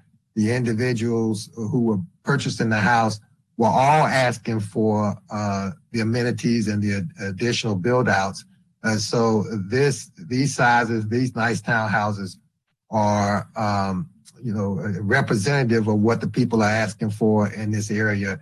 And we have no doubt, because of its location, because of the quality, that it'll be developed and be built out very quickly. Other than that, Madam Chairman, as my two predecessors, Mr. Lynch and Mr. Tedesco, we agree with the staff's recommendations, have no additions to add to it. I want to thank Mr. Zhang for going through the process and working closely with us and working closely with the church, and Mr. Parker, again, who was involved in this as well. And I'm here to answer any questions that you may have. Thank you, Mr. Horn. And I don't know what's in the air this morning with the first three cases, no revised conditions. I suspect that's about to change, but not with you. Okay, so let's see if there are any questions, Mr. Horn. Well, I'm sorry, Madam Chair, I'm sorry. I forgot to answer Mr. Dorman's question about the solar panels. Again, those are leases, and they will have to be put in after, as Mr. Geraldo mentioned. There are some other mechanical requirements associated with it as well. So again, the option of having a solar panel is individually available for the homeowner, but as far as an option for the builder to put it in there, that's not an option because they would have to lease it with the company that does the solar panels. So. Okay. Let's see if there are any questions. Commissioner Washington. No questions. Thank you. Commissioner Dorner.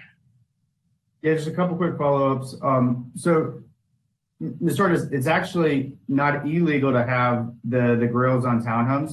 The only thing that the county code, and maybe this is something staff could eventually help us fix, the county code is not clear in terms of how far away you'd have to be from single-family townhomes. So multifamily townhomes has a specific distance you have to be away from. Single-family homes, you have a specific distance that you have to be away from the structure. Townhomes, you don't.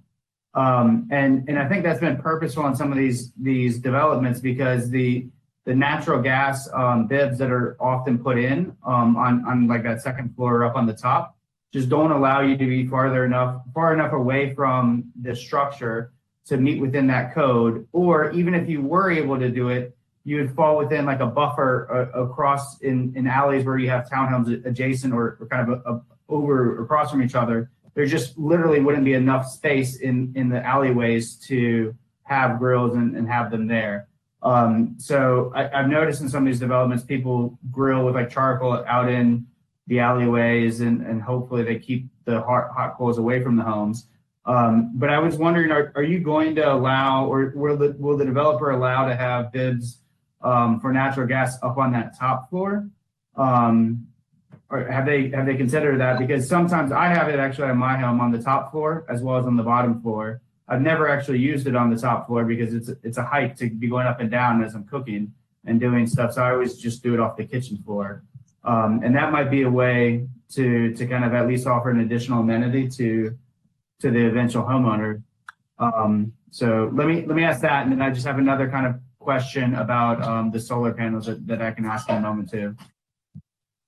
As I understand from Mr. Balian, that there are not any gas lines on the roof area, and that no grills allowed on that top level, but they will offer a gas bib at the first level.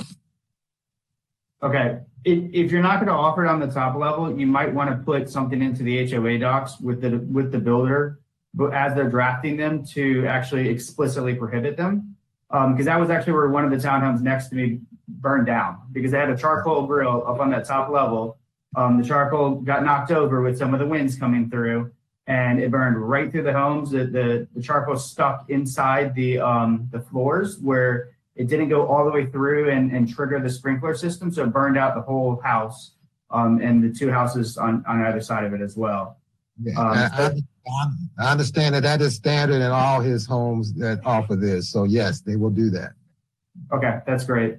And then on the solar panel, is it possible to put that as an option? Obviously, the builder doesn't have to build it, but put it as an option to choose when you're choosing your amenities. Because then if they choose that option and it requires an additional buttressing on the roofs or whatever it would be called to make it able to support the weight of the solar panels, you could do that at home purchase and not do it afterwards and you could actually wrap in the cost of that lease or whatever cost might be in to the mortgage itself when you're purchasing the home. Mr. Barry has indicated that the roof will support it. And that could be an option. Okay, that'd be great. But it's again, because it's not a fee simple ownership, it's a lease situation. That would be something that the homeowner would have to take on. And whether they do or not, I'm not sure. But there's some options that you can actually just purchase straight out. And that you don't actually have to do a lease option, but yeah, I understand that it may not be able to wrap it into the mortgage in all cases, but if you can do it at the time of choosing the other amenities, that'd be great. Okay.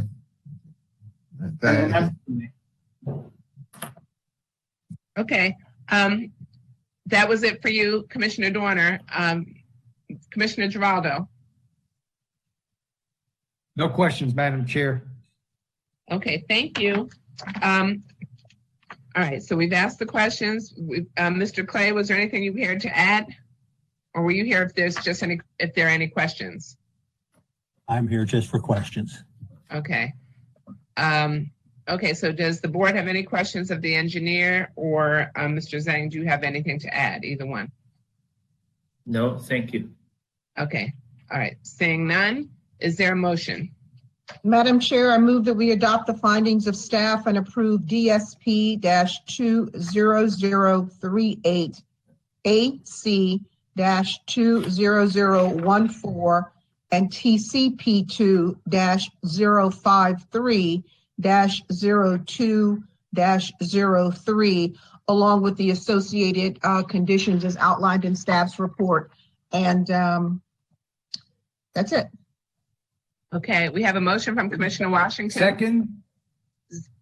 Seconded by Commissioner Giraldo. Okay, Commissioner Washington? Aye. Commissioner Doerner? Aye. Commissioner Giraldo? Aye.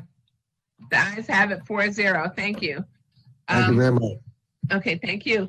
The board is going to take a 10-minute break. We will resume at 11:45 and take item 9 followed by item 7.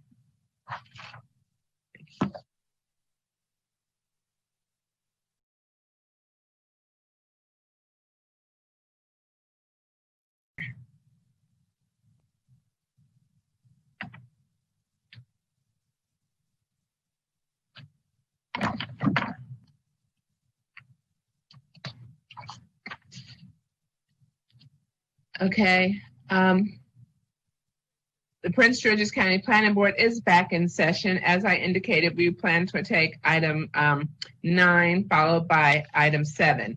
Item 9 is detailed site plan 19062 Westphalia Town Center North. I just want to make sure that we have everyone. So I see the full board. We see Mr. Tedesco. Mr. Tedesco, you were very good this morning. No changes, no exhibits. And here we have a different story. That's okay. Let's see. Griffin Burns, are you on?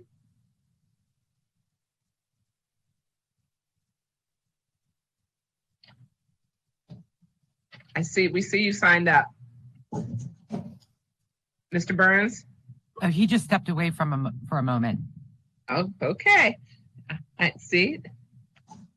The work is never done. I understand. Okay, Nat Ballard, Present, Madam Chair. Mr. Villegas, Present, Madam Chair. Mr. Lenhart, Present. Mr. Allison.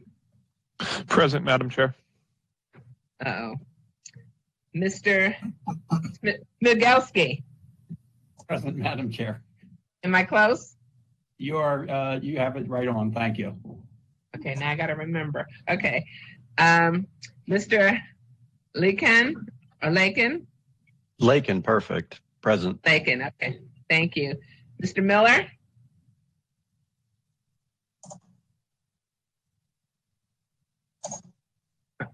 Mike Miller? Okay. We see you there. We see that you're signed in, but we don't hear anything. Ms. Huntsberry? Well, I don't hear Ms. Huntsberry, but Mr. Burns, you got it covered, Here, right? Madam Chair. Oh, you are. Okay, thank you. Thank you. Hello, this is Griffin Burns. Sorry about that.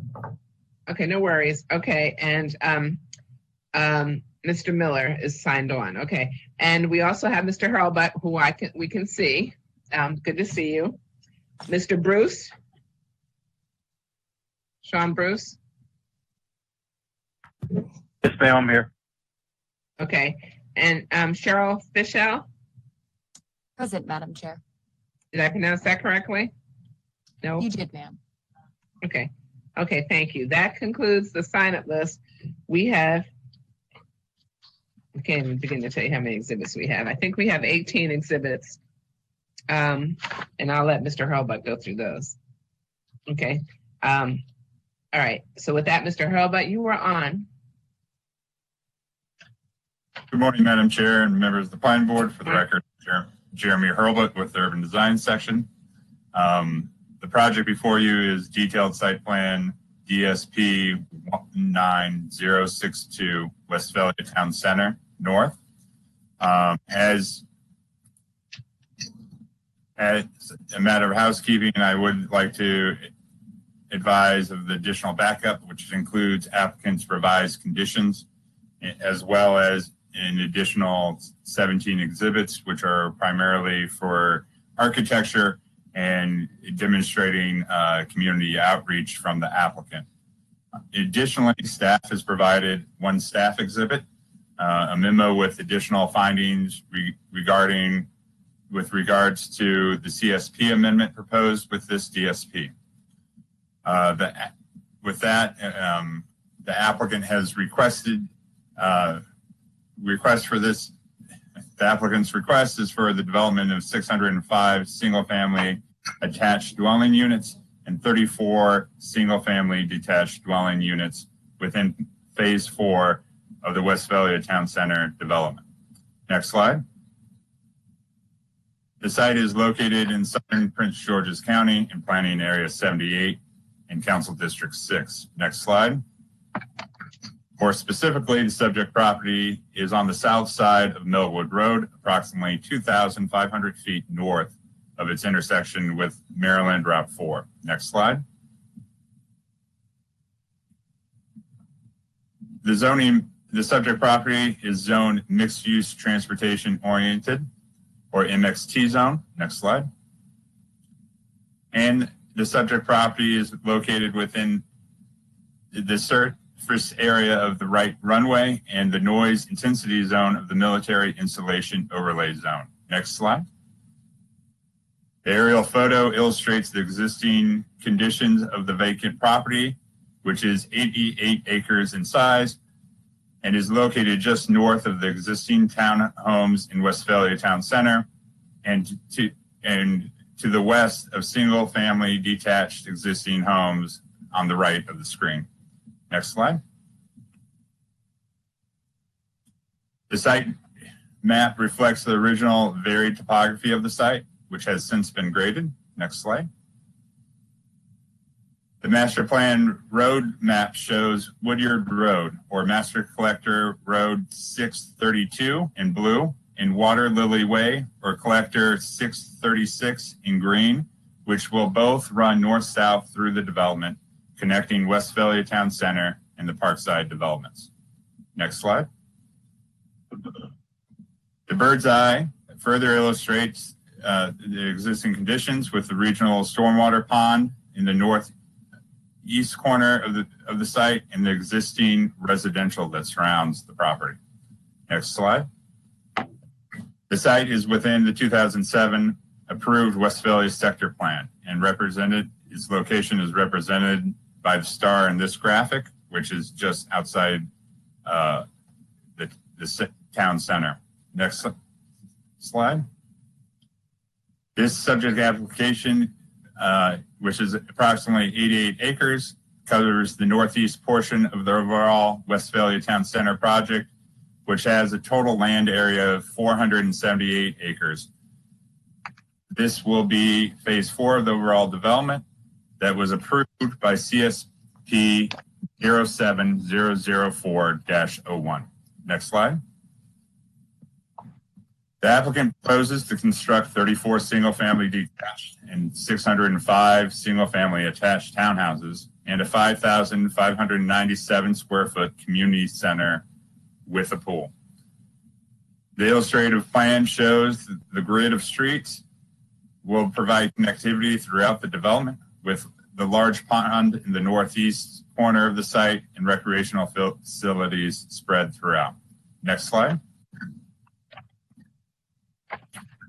You were given a staff memo dated January 19th, which speaks to additional findings for the amendment for conceptual site plan CSP 07004-01, and specifically condition 1I of this approval. The applicant is requesting to amend the CSP via this DSP as allowed by section 27-282G of the Prince George's County zoning ordinance.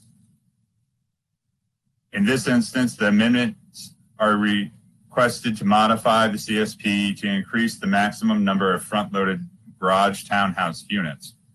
The subject DSP 19009 for Westphalia East was approved with 46 front-loaded townhouses in conformance with this condition. This DSP proposes 246 front-loaded townhouses for a total of 292 front-loaded townhouses. The units will be mainly located on the west side of Woodyard Road and near the community building, as shown in this graphic, blue and green, in terms of the model breakout. The units will provide greater variety in products offerings in the development, and rear-loaded units will screen these units from existing developments and master plan right-of-ways. Staff supports the applicant's request to modify parts 1 and 4 of this condition as highlighted in the memo. In addition, the applicant is proposing 506 lots and 34 parcels as shown in the exhibited graphic, with a large condo parcel in the northwest corner of the property outlined in red. Next slide.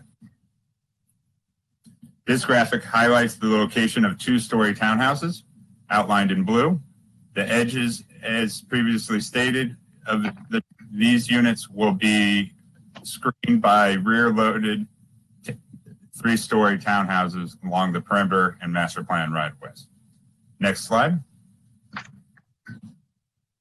The 1-story community center building will have a large, very hip roof, a cupola to top off the building, and the building will be composed of stone veneer base and gray siding, broken up with windows and columned porches and front entrances, as shown here with the front elevation, the west elevation, next slide, and the east elevation, next slide, the south elevation, next slide, and the north elevation. Next slide. The detailed plan shows the 2,200 square foot pool and playground A, as well as the entry plaza, open lawn, and other amenities as required by the special purpose DSP will also be located adjacent to the community center on the south end of the regional stormwater pond. Next slide. The proposed single-family detached house types will range in size from a base finish of 1,906 square feet to 2,804 square feet. Excuse me, can you, Mr. Hurlbut, can you repeat that, please? Yes. The square foot? The detached units will range in size from 1,906 square feet to 2,804 square feet, with varying heights of 22 to 30 feet. The units featured gable roof lines, dormers, cross gables, high quality details such as metal roofs, brick accents on the windows, and entries defined by brick rows and columns. The proposed front facades offer optional finishes including vinyl, shingle shake, brick, stone, cement board siding, and other with shutters, specialty windows, metal railings, balconies, and front porches, and options of 2 to 3 car garages. Next slide. The Deerfield model would be the smallest model at 1,906 square feet, and 2 examples of the options are shown here. Next slide. This slide shows the the side elevations of this model. Next slide. Here is the Eastover, which will be 2,169 square feet base and elevation. Next slide shows the side elevations with added architectural details. Next slide. Here's the Gallon at 2,340 square feet with the 2 of the 5 options shown. Next slide. And the Hanover, next slide. And the Hayden as well. Next slide.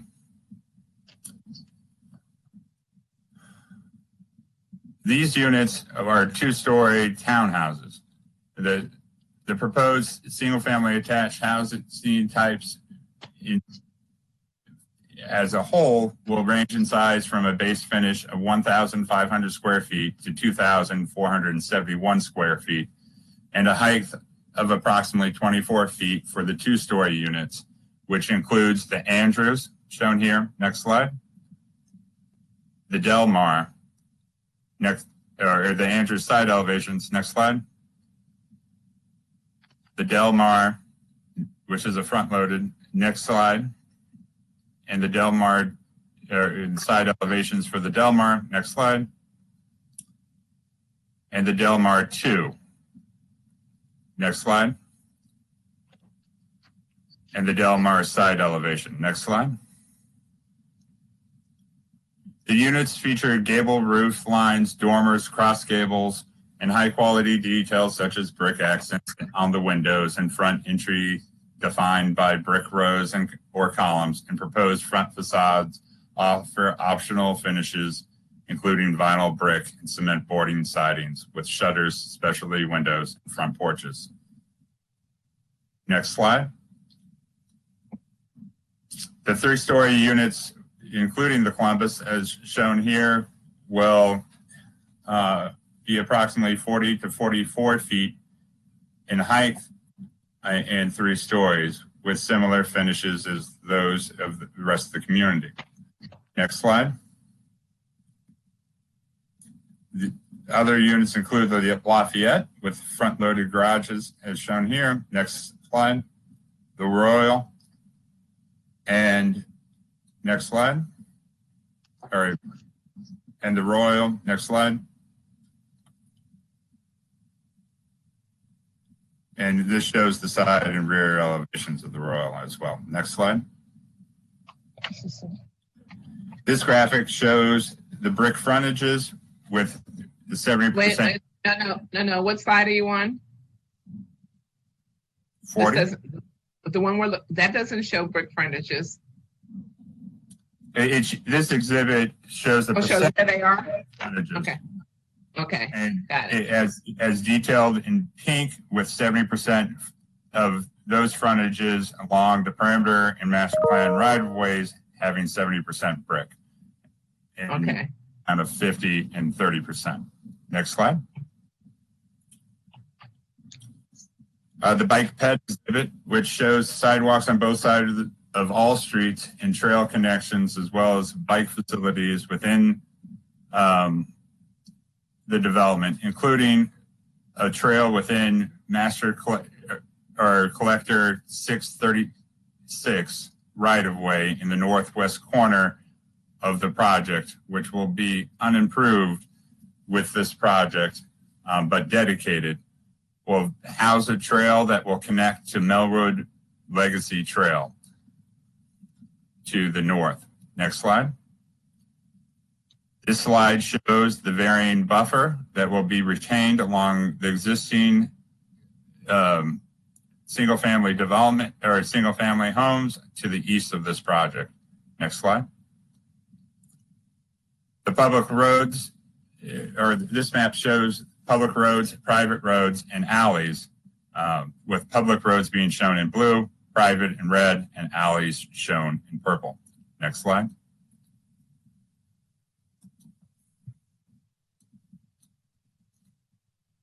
The vehicle overlay shows the preliminary plan of subdivision 4-08002 street layout in gray, with the proposed layout shown on top as the applicant proposes modifications to what was originally approved at preliminary plan of subdivision through this DSP. Next slide. The public use utility easement exhibit shows that the development has 10-foot public utility easements everywhere shown in yellow, except for those areas highlighted in red. Next slide.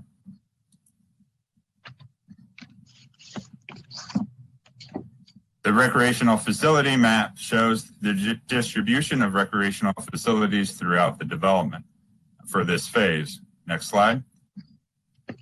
Recreational facility details for area 2 is on the south side of the stormwater pond and includes the aforementioned pool, playground A, entry plaza, open lawn, and other amenities that will be located between the community center and the pond. The park on the north of the pool will be called Ripple Park, and that will include a pond overlook seating area with a fire pit. Next slide. Recreational area 3 will house playground B within a park named Bullfrog Park, which is located on the south end of the site between Bullfrog Lane and Watercolor Way. Additionally, this slide shows Pastel Park, which will provide a central green with a gathering space with benches at the intersection of Bluestone Way and Manor Park Drive on the west side of the development. Next slide. Recreational facility number 5 will be called Snapping Turtle Park and is located on the north end of the property near the intersection of Snapping Turtle Lane and Water Rock Way, and will be home to Playground C as detailed here. Next slide. Recreational facility 6 is a 13,720 square foot dog park that will be located on the west side of the stormwater management pond adjacent to Woodyard Road. Next slide. The TCP proposes to retain a buffer on section 5 consisting of 3.10 acres of on-site preservation and 1.86 acres of off-site afforestation or reforestation. This is consistent with the TCP1 and responds to adjacent property owners who have expressed their concerns about the adequacy of the buffering provided and the size of the trees proposed.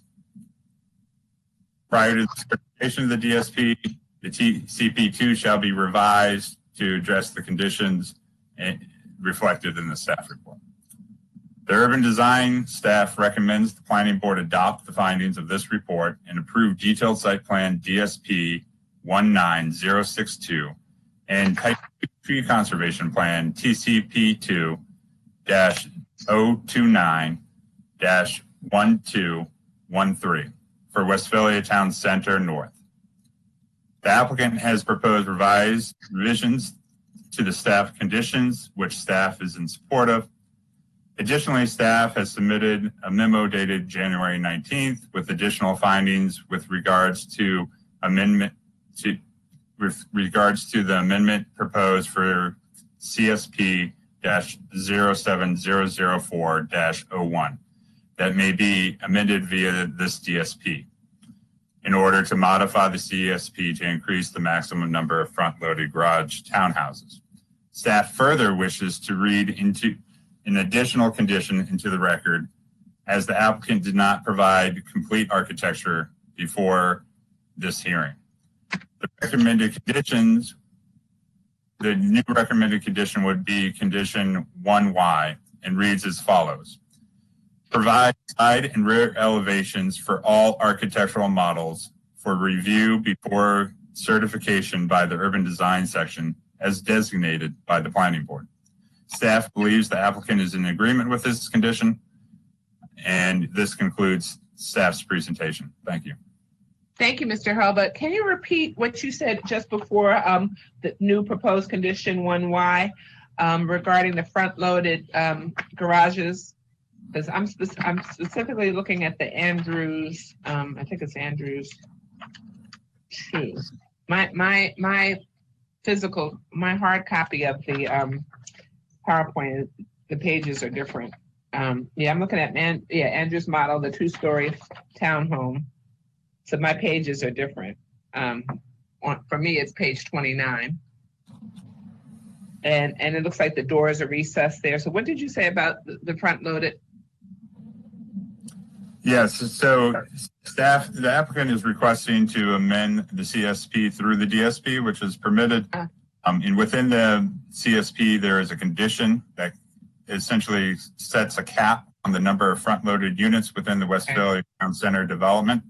And the applicant is seeking to exceed that cap, modify the conditions to essentially read that unless determined by the planning board. And so in this case, they are asking you to determine that they may go above the 68 limit for the entire Westphalia Town Center development. Okay. Well, we'll see. But I'm looking at this one. So for this one, the Andrews model, the door is recessed, and so the prominent part that's sticking out is the garage. Correct? Correct. I'm misinterpreting that. Okay. And I had another question on mine. It's slide 19, which is the clubhouse, the pool house. Is that a fireplace that's strictly on the external, or is it something that's that can be seen from indoors and outdoors? Do we know? Or is Mr. Tedesco can answer that, I guess, when we get to him. Yeah, I think that would be better for the applicant to answer about the viewing of that, but my understanding is it's within the pool area, but. Yeah, okay. And Mr. Tedesco, I'm looking at the Andrews model, the Delmar 2-story, it's because it looks to be a 1-car garage as opposed to the 2-car garage. I don't know. They're not speaking to me. Let me just give you fair notice here. Okay, let's see if there are any other questions of you. Commissioner Washington. No questions. Commissioner Dorner. I have a couple of minor questions. So I think I know the answer, or I guess one suggestion is real quick. If you can upload the newest version of the slides to the website afterwards, that would be helpful. Because the slide numbers that you referenced in the audio don't correspond with the ones that are on the website. There's 3 extra slides that were used in the presentations today. So just the newest copy can be uploaded. That'd be helpful. That's what I was thinking. They don't correspond with mine. Yeah. So my question on staff condition 1Y, is that because when you're looking at some of the single family homes, there are no side window treatments in the slides, but there are those pictures in the backup? Yes. So essentially, not given four-sided architecture for all the model types, as we worked with the applicant to modify the layout and also the architectural through a number of iterations. They were responsive to those requests, but the final architecture was never provided. So we would be looking to do that. There's also additional conditions to increase brick and ensure that there are three architectural features on all sides of the building. Okay, great. Yeah, because I did not see those architectural features on some of the slides, on some of the sides of the houses in the slides themselves that you presented today, but I did see them in the backup. So, okay, I'm fine with that. And that's it. That was the only things I wanted to ask about. Okay, thank you. Commissioner Giraldo.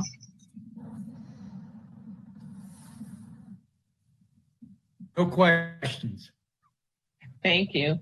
And for these single-family homes that range from 1,906 to 2,804 square feet, and there's a possibility of a 3-car garage as well, you said, Mr. Hurlbut, correct? Correct. Okay, all right. Mr. Tedesco, you're on.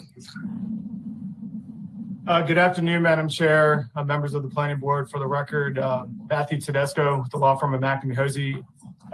Extremely excited and privileged to be before you this afternoon on behalf of D.R. Horton, America's builder, the #1 builder in the country. And I know you went through the roll call with respect to those who have registered, but just to add some color to the names of folks that you introduced, because we have a number of people signed up with us today, I did want to just take a moment just to introduce them so you knew who everybody was. Griffin Burns and Cindy Hunsberry are with D.R. Horton and with us this afternoon. As you know, Alex Villegas, Nat Ballard, Steve Allison, Cheryl Fischel, and Matt Lakin are all with Rogers Consulting. They are the civil engineers, land planners, and landscape architects for the project. Mike Lenhart is with us with Lenhart Traffic and Consulting.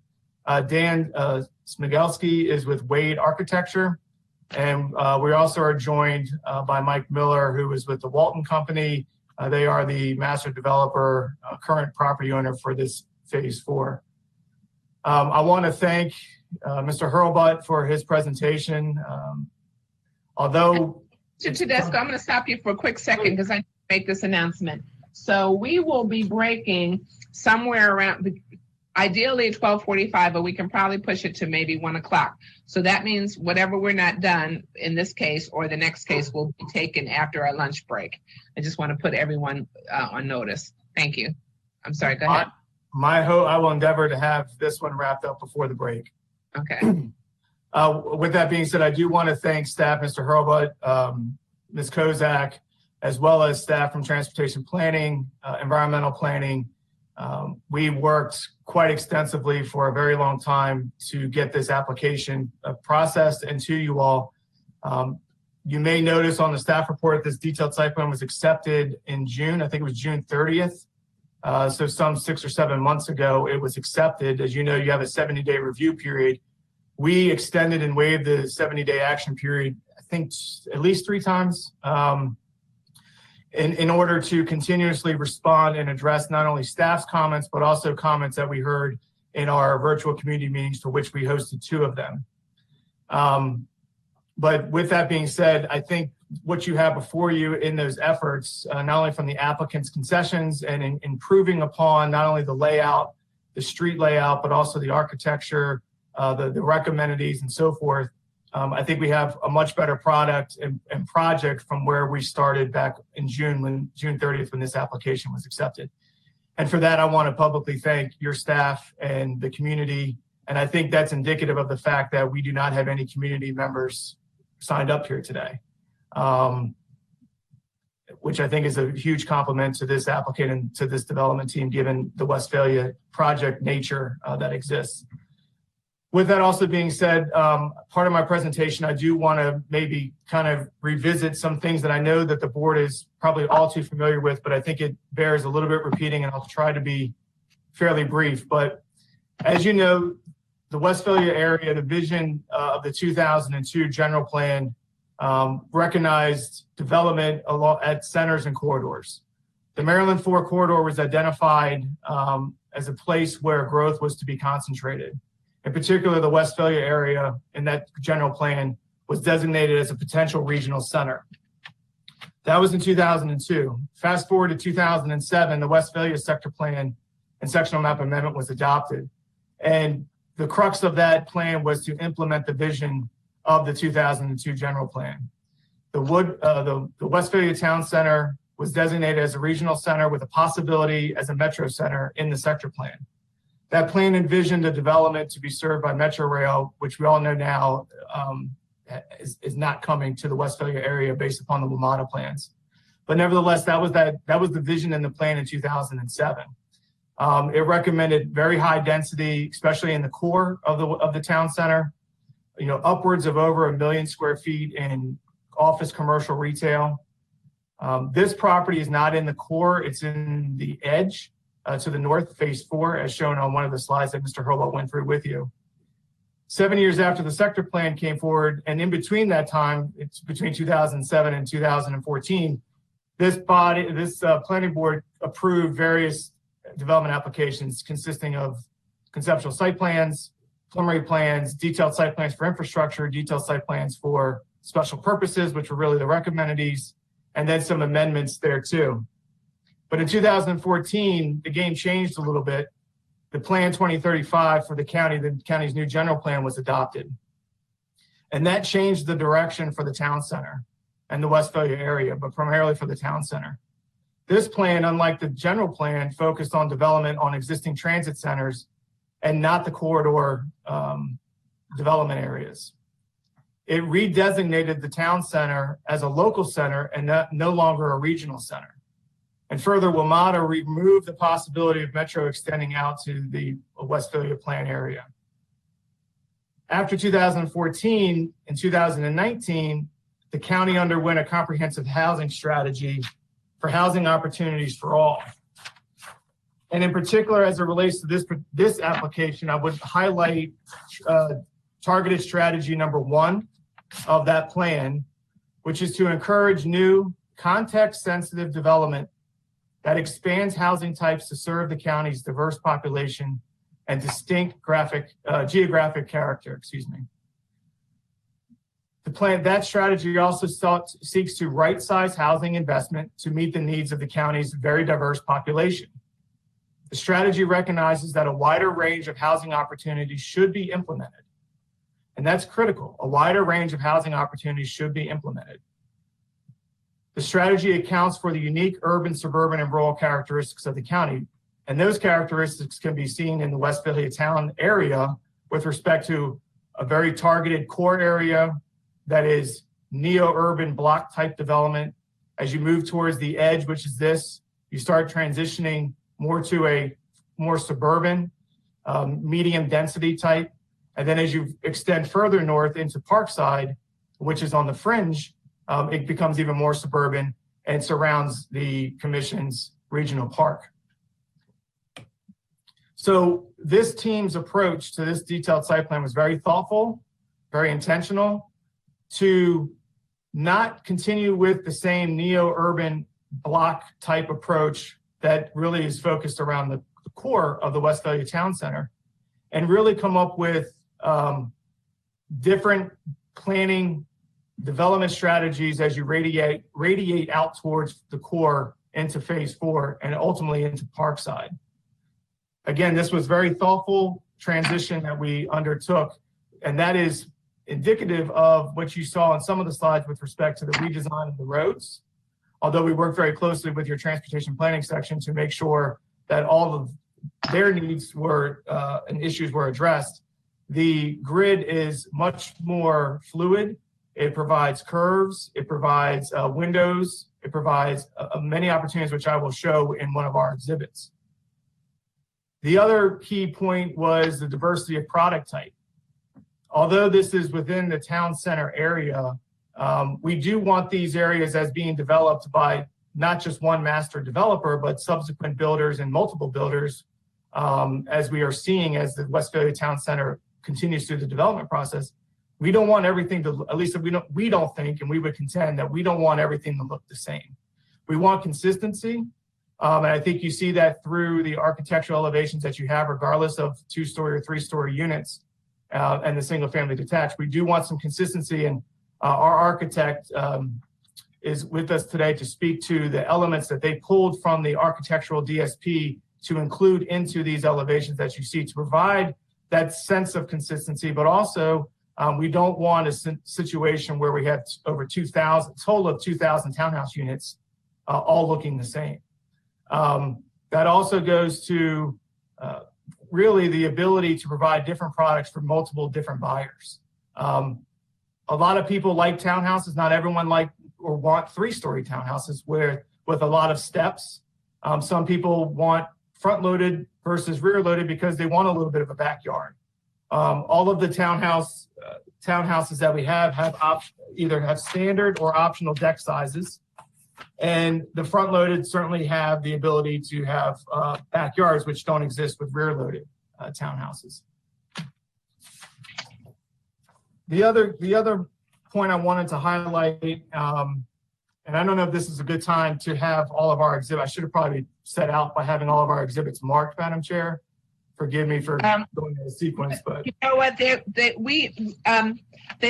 We've marked them. So let me just go in order. The first applicant's exhibit number 1 is the amendment memo. No, that's staff exhibit number 1. I'm sorry. Applicant's exhibit number 1 is the revised conditions.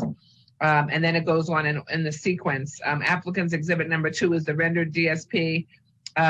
Exhibit number 3 is the site plan amenity package. 4 is the watermark branding. Is this the way you have it too?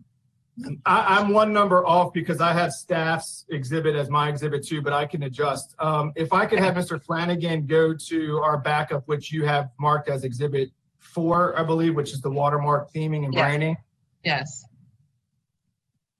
I do want to highlight that just briefly, if I may. Okay. Because that exhibit, your exhibit 4, and they go on down sequentially to number 18, by the way. Yeah, and I didn't break down all the architectural elevations as separate exhibits. I just put them in as one. Those were additional slides that we provided to staff. The 3D rendered, colored slides of all the elevations. But if we could get to, I know it's loading.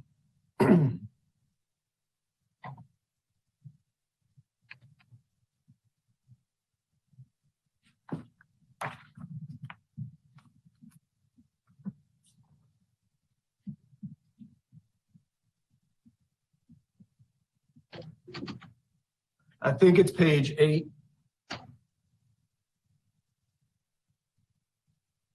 Yeah. So, Madam Chair, members of the board, what that exhibit was provided so that the board could get a flavor of kind of getting inside the design head of the development team with respect to the theming and branding of this project. And that was carried forward as Mr. Hurlbut referenced with respect to the naming of the streets. They all have this what we have referred to as a watermark theme with respect to, and that's playing off the very substantially sized stormwater facility in the northeast quadrant of the property. So we've tried to take that as a branding and theming element, and we've provided those exhibits and slides as far as the design, so that when you enter from phase 1, which is the currently existing development out at Westphalia Town Center, and you travel north on Woodyard Road, you know you're entering into a different neighborhood, although that neighborhood will have consistency with certain elements of architecture, street trees and amenities and sort. But we wanted people to know that they are in somewhat of a different neighborhood as they go through each of these phase development areas of Westphalia. Turning, if Mr. Flanagan could go to page 7, I guess maybe it's page 6. Yeah, no, 7, that's right, page 7. It's the smaller one, yeah. Fortunately, it's okay. I hope you can see that. So that is, Rich, wait, hold on. Can you direct the cursor so we know what, because our screen is split, so I have two things on. Yeah, so which it's the one towards, it's a smaller plan towards the bottom of that screen. Okay, so that. I like it. Nope. Okay, we're trying to get there. Hold tight.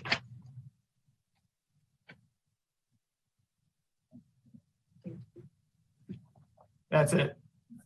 Okay, thank you. So as part of the special purpose DSP, this phase 4, which we call Westphalia Town Center North, was included in what's called C1. And you can see the C1 recreational amenities from the special purpose DSP bulleted on the top right-hand corner of that slide. The recreational amenities package that's proposed with this detailed site plan, which is below that and bulleted, you can see the consistency, although with some improved changes to what was originally envisioned in the C1 area, are provided. And of significance that I want to highlight for this slide is where the clubhouse and pool gathering space, everything, which is kind of center in the slide that you see, kind of south of the stormwater facility, which is a fairly large pond, right where Mr. Flanagan is pointing a little to the clubhouse, Kenny, to the left a little bit. Yep. So a little to the left. So all that area is associated with the clubhouse that Mr. Hurlbut went through. As originally envisioned or provided for, although the special purpose DSP provides language that allows for modifications at the time of each DSP, that clubhouse was originally designed and planned or intended to be towards the north center of the site, kind of to the left of Woodyard Road, where you see the kids' play area, open lawn, gathering space, and open lawn area. It was generally in that up north to the top, Kenny, right there. It was generally in that location there. That is on the tail end of our phased development for this particular development pod. So what the applicant, in understanding and listening to the community, realized, and not only for its own benefit, but for the benefit of all of Westphalia, because all of Westphalia gets to use these amenities, was we wanted that clubhouse and those features to be early in the development in phase 1. So if you look at, and I don't want to jump around, but one of your slides in Mr. Hurlbut's presentation, we don't need to go to it per se, but I'll just reference it for the record. It was, your indulgence, Madam Chair. It's slide 41. It shows the rec facilities in the phased plan. We moved that amenity, that's very significant amenity, to phase 1. So that would be built on the front end of this project with phase 1. That was a huge benefit, not only to this future community, but the existing community, to get that facility constructed sooner rather than later. We also provided the other amenity features, which you see, which were contemplated: the dog park, the kids' play area, open lawns, etc. So the trail system around the stormwater facility. So we felt that was significantly important. This facility will have a clubhouse. We did amend the size of the clubhouse throughout those 6 months that we were working with staff and the community. We increased the clubhouse size to over 5,000 square feet.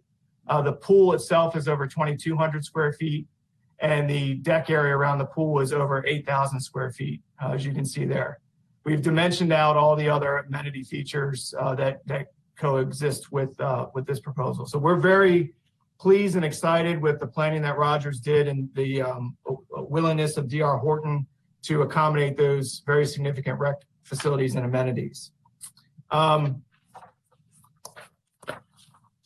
Briefly, I'll conclude with just the architecture itself. I think Mr. Hurlbut did a fantastic job as far as articulating those in the staff report, as well as summarizing them to the board this morning. But just to kind of make it a little bit more simpler, there are a total of 11 house type models that are proposed, 11 in total. There are 3 two-story. Those are the Andrews, which is a front-loaded 2-car. The Delmar, which is a front-loaded 1-car garage. I should say 2-car garage. And then the Delmar is a front-loaded 1-car garage. The Delmar 2 is a rear-loaded 1-car garage. So those make up the proposed 2 stories. The 3-story townhouses are made up of the Columbus, which is a rear-loaded 2-car garage with deck. The deck on that one is a standard 6-foot deck. I know the case before this, they had mentioned the deck was 4 feet. These decks are standard on the Columbus at 6 feet with an optional 10-foot deck. The Lafayette is a front-loaded 3-story, 1-car garage with an optional 10-foot deck. And the Royal 3-story is a front-loaded 2-car with an optional 10-foot deck. The single-family detached, there are 5 elevations that you saw: the Deerfield, the Eastover, the Galen, the Hanover, and the Hayden. All of those are 2-car garages, and all of them offer amenities off the back, the rear, inclusive of either a deck or a patio, a covered screen or porch or covered patio on those, with the exception of the Eastover.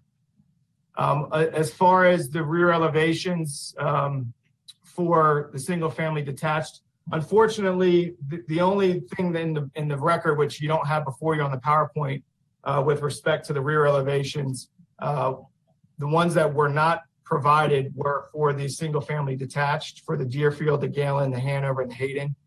There are black and white elevations of the Eastover. I will say that we are in agreement with staff's requested additional condition to make sure that all of those are provided at the time of certification. But nevertheless, all of those rear elevations are fairly consistent, consisting of high quality siding to match the siding on the front and the sides, as well as they all have sliding glass doors with trim, and they all on the rears have at least 4, upwards of 6 or more windows with 4-inch trim, consistently among the models. My final, and I'll just conclude, Madam Chair, my final item just to go through quickly is, I guess it would be your exhibits 17 and 18, but those were the community outreach efforts we made, understanding the sensitivity of the Westphalia Town Center and just prior history. We did host 2 virtual meetings, and we provided the lists of those that notices went out to. Is basically all the prior parties of record and any prior parties of record of any prior DSPs. The most recent one being the not to be mentioned Snapper detailed site plan, which was withdrawn. So a lot of those same individuals from parties of record of that case were notified of this case. And that's provided for in your exhibit 17 and 18 in the backup. And we did host those meetings. They were very well attended. They resulted in us having to push this hearing a few months so that we can continue to address and respond to those comments. And I'm pleased to be before you this morning or this afternoon now with no community residents signed up or taking opposition to this application, which I think, again, as I mentioned earlier, hopefully is indicative of the efforts that this applicant and this development team have gone through to address and satisfy all the concerns. So with that, Madam Chair, we would humbly and respectfully request the approval as staff recommended with the revisions to conditions in applicant's exhibit 1, which I can go through if needed, and request your approval of this DSP and the minor amendment to provide some flexibility in the front-loaded limitations for townhouses in the Westphalia area, subject to DSP review and approval by this board. Okay. I need to take so let me see if there are any questions of the planning board. Let me go back to Mr. Hurlbut first.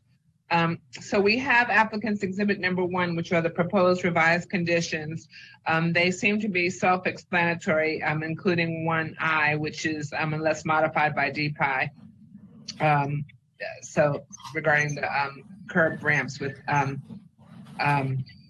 ADA accessible perpendicular style curb ramps. Yeah, they all seem to be pretty self-explanatory. Mr. Hurlbut, again, you said you're in agreement, right? Yes, ma'am. Okay, thank you. Okay, let's see if there are any questions of you, Mr. Tedesco. Commissioner Washington? No questions. Commissioner Dorner? No questions. Something that I was going to mention that I thought was a nice feature is the ADA swing seat. It's like super buried in all the playground stuff, but having a child who has special needs and just doesn't have as much muscle tone, those are not very common to find on playgrounds, and that's nice to see. Wonderful. Commissioner Giraldo. No questions, but I'm in sequential order. I just want to wish happy birthday to Mr. Hunt. All righty then. Okay, thank you. So we have no questions. There's no one else signed up except for Mr. Bruce. Did you have something to add? I think he might have signed off though. Mr. Bruce, did you come back on? Mayor. Do you wish to speak? Yes, ma'am. Okay, you're on. All right, thank you. Good morning. This is Sean Bruce, representing the adjacent property owner, Westalia Development, which is the previously approved Westalia East. I don't have any general opposition. We're not opposing it by any means. Our only concern is the lateness of the effort to raise the cap level of the front loaded out here in the entire Westalia sector. It's one thing to do it within your own property, but to then go and change at this moment without us being able to review or discuss with our existing builders how it affects us. We just had some concerns about that process. Did you have conversations with Mr. Tedesco or the applicant? There were early on conversations about the concern of the amount of front loaded when the original DSP was presented, and then we were told they were had to revise it, which is what you see in front of you. And we received that plan a week or two ago, but we were unaware of how the process was going to go to allow for that many front loaded products in this area. That was originally intended to be a much more urban, alley loaded as the original preliminary plans and approvals went, as our approvals were.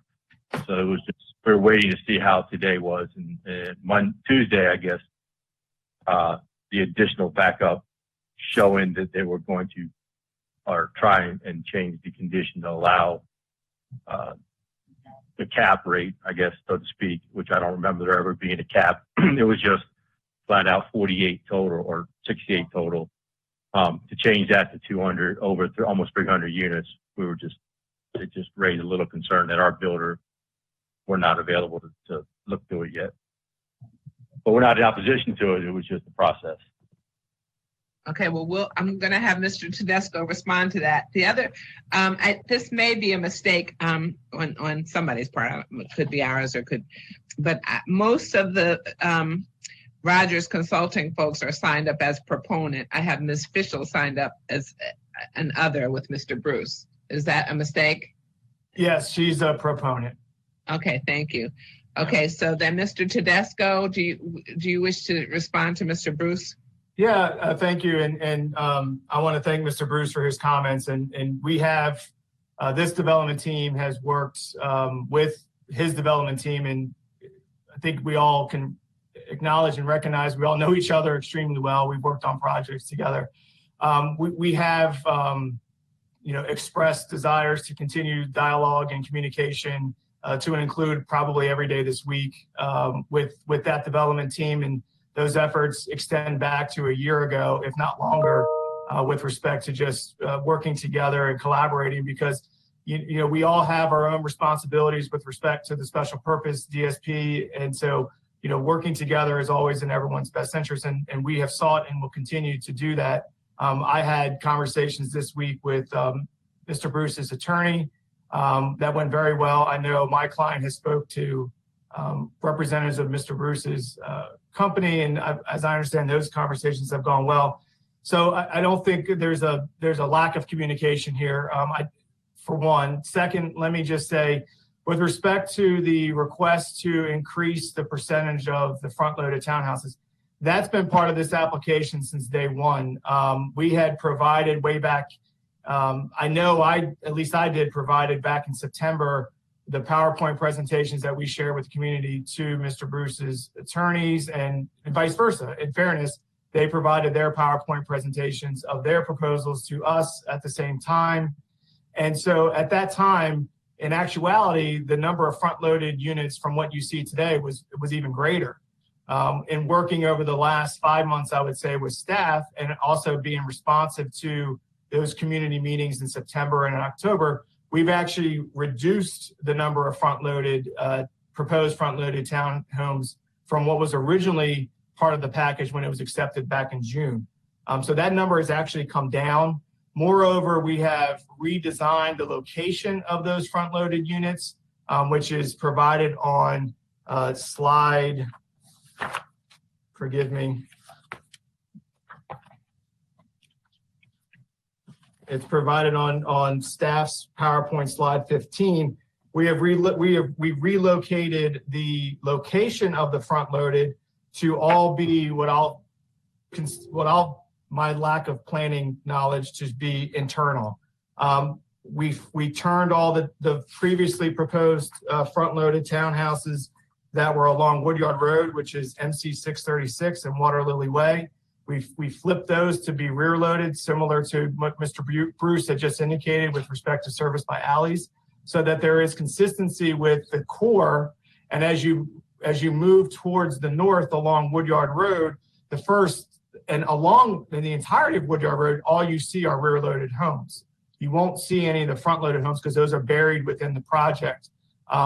And finally, the third point, and so we feel like that was, and obviously supported by staff, we feel like that was the concession with respect to providing diversity of product type, which I think is a critical strategy of the housing initiative plan that was done. And I just want to say one other thing with respect to going through the history of the planning documents. The theme of that, I hope you all got, which I didn't really say, but the theme that I was trying to convey to you all is since 2002 to today, one common theme of Westphalia Town Center has been change. And this is just another example of change, but it's not change that is is degrading any component of the plan. It's not degrading any component of existing development. It's actually improving upon the county's goals and strategies. And to summarize and just to conclude on that point, to Mr. Bruce's point, the amendment to the CSP that staff has put in staff's Exhibit 1, which we agree with, will allow the percentage of front-loaded townhouses to be modified for this DSP area. It also facilitates on a case-by-case basis future DSPs for them to come and make a case for additional front-loaded or not. Again, we've tried to address that through product type, diversity of product type, and design and layout of the project. If other projects, including phases that are approved, want to come in and amend, they have that ability to do that. So we don't see how the board's consideration and hopeful approval of staff's recommendation in staff's Exhibit 1 either burdens or prejudices any existing or future developers or builders in the Westphalia Town Center area. So with that, Madam Chair, I again want to thank Mr. Bruce, and just publicly, I will represent for our entire team. We are absolutely amenable and open and happy to meet and discuss and work together as both these projects develop, and wish nothing but success for both. Okay.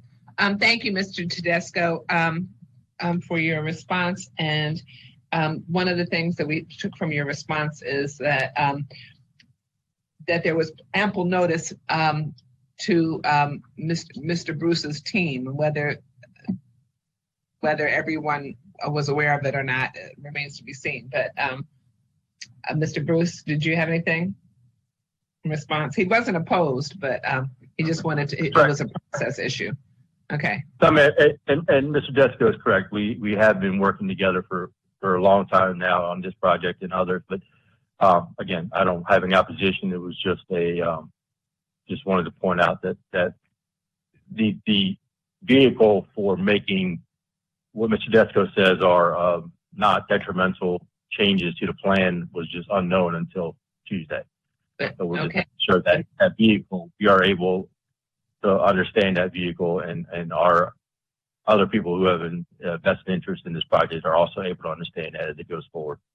Okay, so Mr. Tedesco indicated that they're willing to continue talking with you separate and apart from this specific application.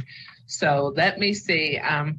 Mr. Tedesco, you have the opportunity to close out, which hopefully you just did. But if you have anything else to add, you can. And then and I'm going to see if Mr. Hurlbut has anything else to add. And if not, we'll entertain a motion. Madam Chair, I move. Well, wait a minute, Mr. Tedesco, are you saying something? Hold on. Okay, go ahead, Commissioner Washington. Okay, so nothing else, Mr. Hurlbut? Just no? Is that what he said? Okay. Yeah, nothing, I'm saying nothing else. Okay. Our virtual cues get out of, little bit, not in tandem always. But in any event, Madam Chair, I move that we adopt the findings of staff as outlined in the technical staff report and as further amended by staff exhibit number 1 and approve DSP-19062 and TCP2-029-12-13, along with the associated conditions as outlined in staff's report, in addition to new condition 1Y, which was read into the record by Mr. Hurlbut, and is further amended by applicant exhibit number 1. We have a motion from Commissioner Washington. Who seconded it? Seconded by Commissioner Dorner. Is there any discussion? Hearing none. Commissioner Washington? Aye. Commissioner Dorner? Aye. Commissioner, excuse me, say Hunt. Commissioner Giraldo? That's his birthday, not his. Yes. Okay. So is that an aye, did you say? I said aye. Yes, Okay, I approve of the motion. Okay. The ayes have it 4-0. Thank you very much. The planning board is going to recess for a lunch break. We will resume at 1:40. Okay. Thank you.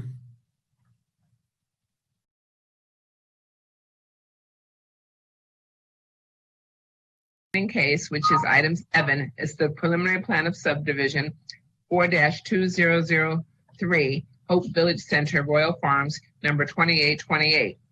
Let's do a check and make sure we have everyone who signed up. Mr. Heath, you are on. We see you. Present. Thank you. Mr. O, saying O. Good afternoon, Madam Chair. Saying O, I am counsel to the applicant. Thank you. Present. Okay, thank you. Mike Lenhart.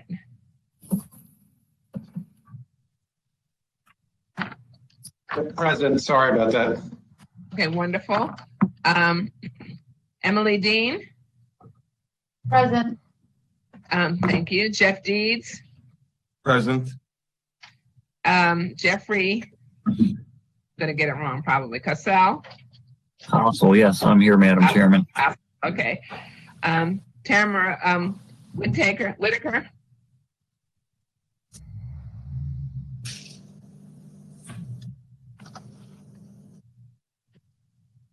Tamara Whitaker. Maybe she's a caller. I'm here, present. Wonderful. Jeff Bainbridge. Thank you. Jeff Bainbridge. Madam Chair, present. Wonderful. Regina Ballard. Present. Wonderful. Rosalind Rollins. Present. Darren Hester. Present. Carolyn Bryant. Present. Wonderful. That concludes all of our speakers for this matter. We have additional backup. We have we have 2 exhibits from the applicant. We have the applicant's revised conditions, which we will label applicant's exhibit number 1, and an email from T. Brown from MDOT to Mr. Lenhart, which would be applicant's exhibit number 2. And then we have some emails from Ms. Rollins and opponent's exhibit number 1, Belamonte's opponent's exhibit number 2, and Carolyn Bryant opponent's exhibit number 3. Okay, Mr. Heath, you are on. Yes, thank you. Good afternoon, Madam Chair, members of the board. For the record, I'm Antoine Heath with the subdivision section. Item number 7 is a preliminary plan of subdivision for Hope Village, Phase 1, Royal Farms, 4-20003. Additional backup was provided prior to the 12 p.m. deadline on Tuesday and includes exhibits from the applicant as well as correspondence from citizens. The subject property consists of one parcel, which is to be subdivided into two parcels and one out parcel for the development of a gas station and convenience store on 37.59 acres. Next slide, please. The site is located in southern Prince George's County within Planning Area 82A and Council District 9. Next slide, please. More specifically, the site is located southeast of the intersection between Marlboro Pike and Woodyard Road, MD 223. Next slide, please. The subject site is located in the mixed-use transit-oriented zone. It is flanked to the east by properties in the residential agriculture zone. The adjacent zones are the CO, LAC, RR, and RT zones. Next slide, please. The subject site is also located within the military industrial overlay zone for height. Next slide, please. This aerial photograph shows the site in its current condition, which consists of open spaces where the proposed development is to take place in a primarily wooded area on the rest of the site. The abutting and adjacent properties can also be seen, which are primarily rural to the east and residential to the west. Next slide, please. The site map shows topography, which slopes gradually toward the center of the site. Next slide, please. The master plan right-of-way map shows the Arterial Road, Woodyard Road, MD223, highlighted in red, Pennsylvania Avenue, MD4, Freeway is highlighted in orange, and the master plan collector, Marlboro Pike, is in green. Next slide, please. The critical intersections are highlighted in red. In staff's evaluation of transportation impacts, the southbound Maryland 4 and Woodyard Road intersection does not pass the adequacy test. However, the applicant has provided information located in the additional backup indicating the intersection does pass the test and will be adequately funded. Next slide, please. The preliminary plan shows the proposed subdivision of land. The parcel of land at the bottom left-hand corner, known as parcel 1, is where the proposed gas station will be located. A proposed right-of-way known as parcel A cuts through the site, providing access from both Woodyard Road and Marlboro Pike. This proposed private road separates parcel 1 from the out parcel to the right, which is to be developed at a later time and will require a new preliminary plan when development is proposed. Adequate public facilities, including water and sewer facilities, fire and rescue, and police, are available to serve the subject site. Next slide, please. The applicant submitted a tree conservation plan with this application. No specimen trees or environmental features are located within the subject parcel 1 or parcel A. Staff recommends that the planning board adopt the findings and approve preliminary plan of subdivision 4-20003, subject to the 10 conditions in the staff report. The applicant has proposed revisions to 2 of these conditions, and staff is in agreement with these revisions. This concludes staff's presentation. Thank you, Mr. Heath. Let's see if there are any questions. And before I see if there's any questions, Mr. Masog, are you on as well? Yes, ma'am, I'm here. Thank you. Okay, perfect. And also we have Mr. Hunt with us as well. Okay. Okay, so let's see if there are any questions of you. Commissioner Washington. No questions, thank you. Commissioner Dorner. No questions, thank you. Okay, Commissioner Giraldo. No questions, Madam Chair. Okay, thank you so very much. Okay, Mr. O. Good afternoon again, Madam Chair. Thank you for this opportunity to come today before the planning board and to share with you our plan. I want to first of all begin by thanking Mr. Heath and the rest of the staff for taking their time to review this plan and to conduct its analysis. I thought the staff report was very thorough. We do agree with its conclusions. There were 2 minor modifications to the conditions of approval that were submitted, conditions number 7 and 10, and working with staff, We were able to resolve those comments and agree upon those, and I believe that is our applicant's exhibit number 1. We do have members of the team, the development team here, who are prepared to answer any questions that are posed by the board. I do want to remind the board that this is a preliminary plan of subdivision. For the board's reminder, you did see the conceptual site plan which came before this board last February, which was unanimously approved with conditions. This property is zoned MXT, and therefore the gas station use is permitted as a matter of right. Today's hearing is really not about the suitability of their use, rather the suitability of the subdivision itself and the requirements attendant to the approval of the subdivision, including adequate public facilities, the roads, the water and sewer, emergency services, and any other requirements as has been set forth on the staff report. We believe that it meets all the requirements of the law. As I said, the team members are here as well, as is the property owner, Antioch Baptist Church, and its members. I believe they're here to testify. Our members of the team are here to answer any questions if you'd like. There's really nothing I can add to the report other than saying that we do have a detailed site plan that will be coming forth before the planning board. And at that time, the details of the site plan layout itself will be discussed. But for today, we are talking about the preliminary plan of subdivision. We concur with staff that the requirements of the law are met. We did provide notice to the community, including the Belmont Crest community, which I know there are some individuals here today to testify. They will receive notice of this application in March. I think again in July. We did not receive any contact or communication from those individuals. But nevertheless, we are here today to listen. And with that, I would ask that you adopt the recommendations of staff and approve this subdivision. Thank you very much. So I guess, Mr. O, you touched on notice, and I'd like to elaborate on that. I know there was an informational mailing that was sent out on March 11th of 2020. Is that not correct? That's correct. Okay, and then there was an acceptance mailing in July of 2020? That is correct again.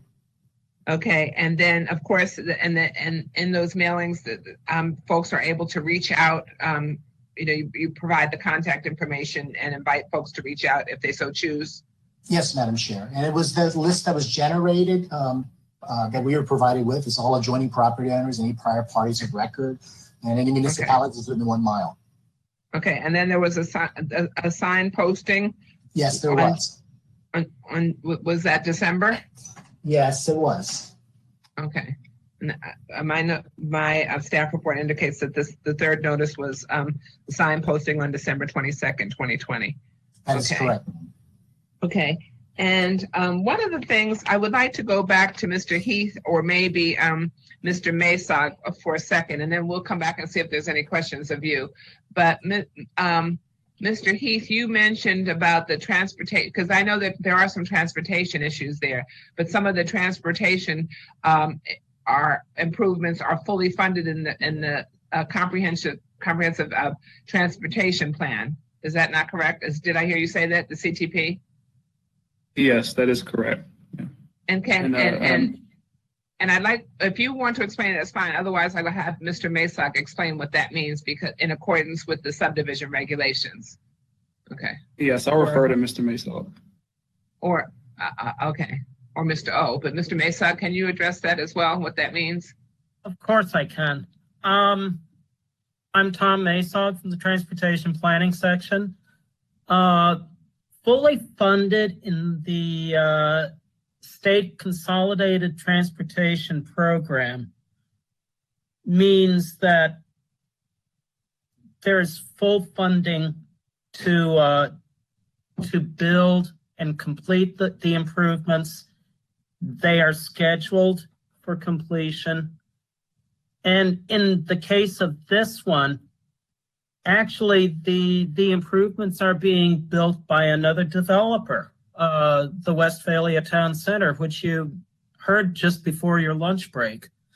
That developer is constructing major improvements just to the north of the site within the interchange of Maryland 4 and 223. Most of the improvements are on the north side of Maryland 4, but a major one for this one is on the south side of Maryland 4. at the ramp junctions for southbound Maryland 4 at 223. Right now, there is a free right turn and it's unsignalized. That creates a situation, particularly as traffic from Westphalia Town Center increases, it creates a situation where it's hazardous for people to try to merge onto 223 and particularly to make the left turn at Marlboro Pike. Can we, excuse me, can we follow along, Mr. Flanagan, as Mr. Maysog is speaking? Okay. Okay, Mr. Maysog, okay. We're going to have Mr. Flanagan follow along as you're directing him with the cursor, okay? Yes, of course. Is this the best slide, or is there a better one to look? This is probably not the best slide. If we could have one that pans out a little further. No. That's perfect. Okay. That's perfect. And if Mr. Flanagan could go to the uppermost red dot. And that is the intersection that I'm talking about. It's the ramp junction for southbound Maryland 4 at 223. Okay. And right now, there's kind of a hazardous situation when cars are exiting and going south onto Maryland 223. It's very difficult with the volume of traffic for those cars to be able to weave and to make a left turn at the dot immediately south, which would be at Marlboro Pike. Okay. Slide 3, I think slide 3 is good too. Let me see, can we see if that helps too? No? Yes, that might help also. Okay. And if you could go to that ramp, take the cursor to the ramp junction.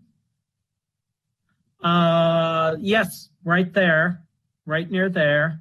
Yes, perfect.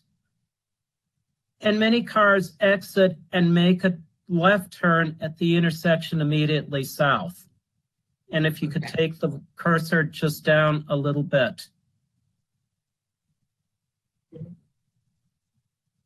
There, perfect, at that intersection.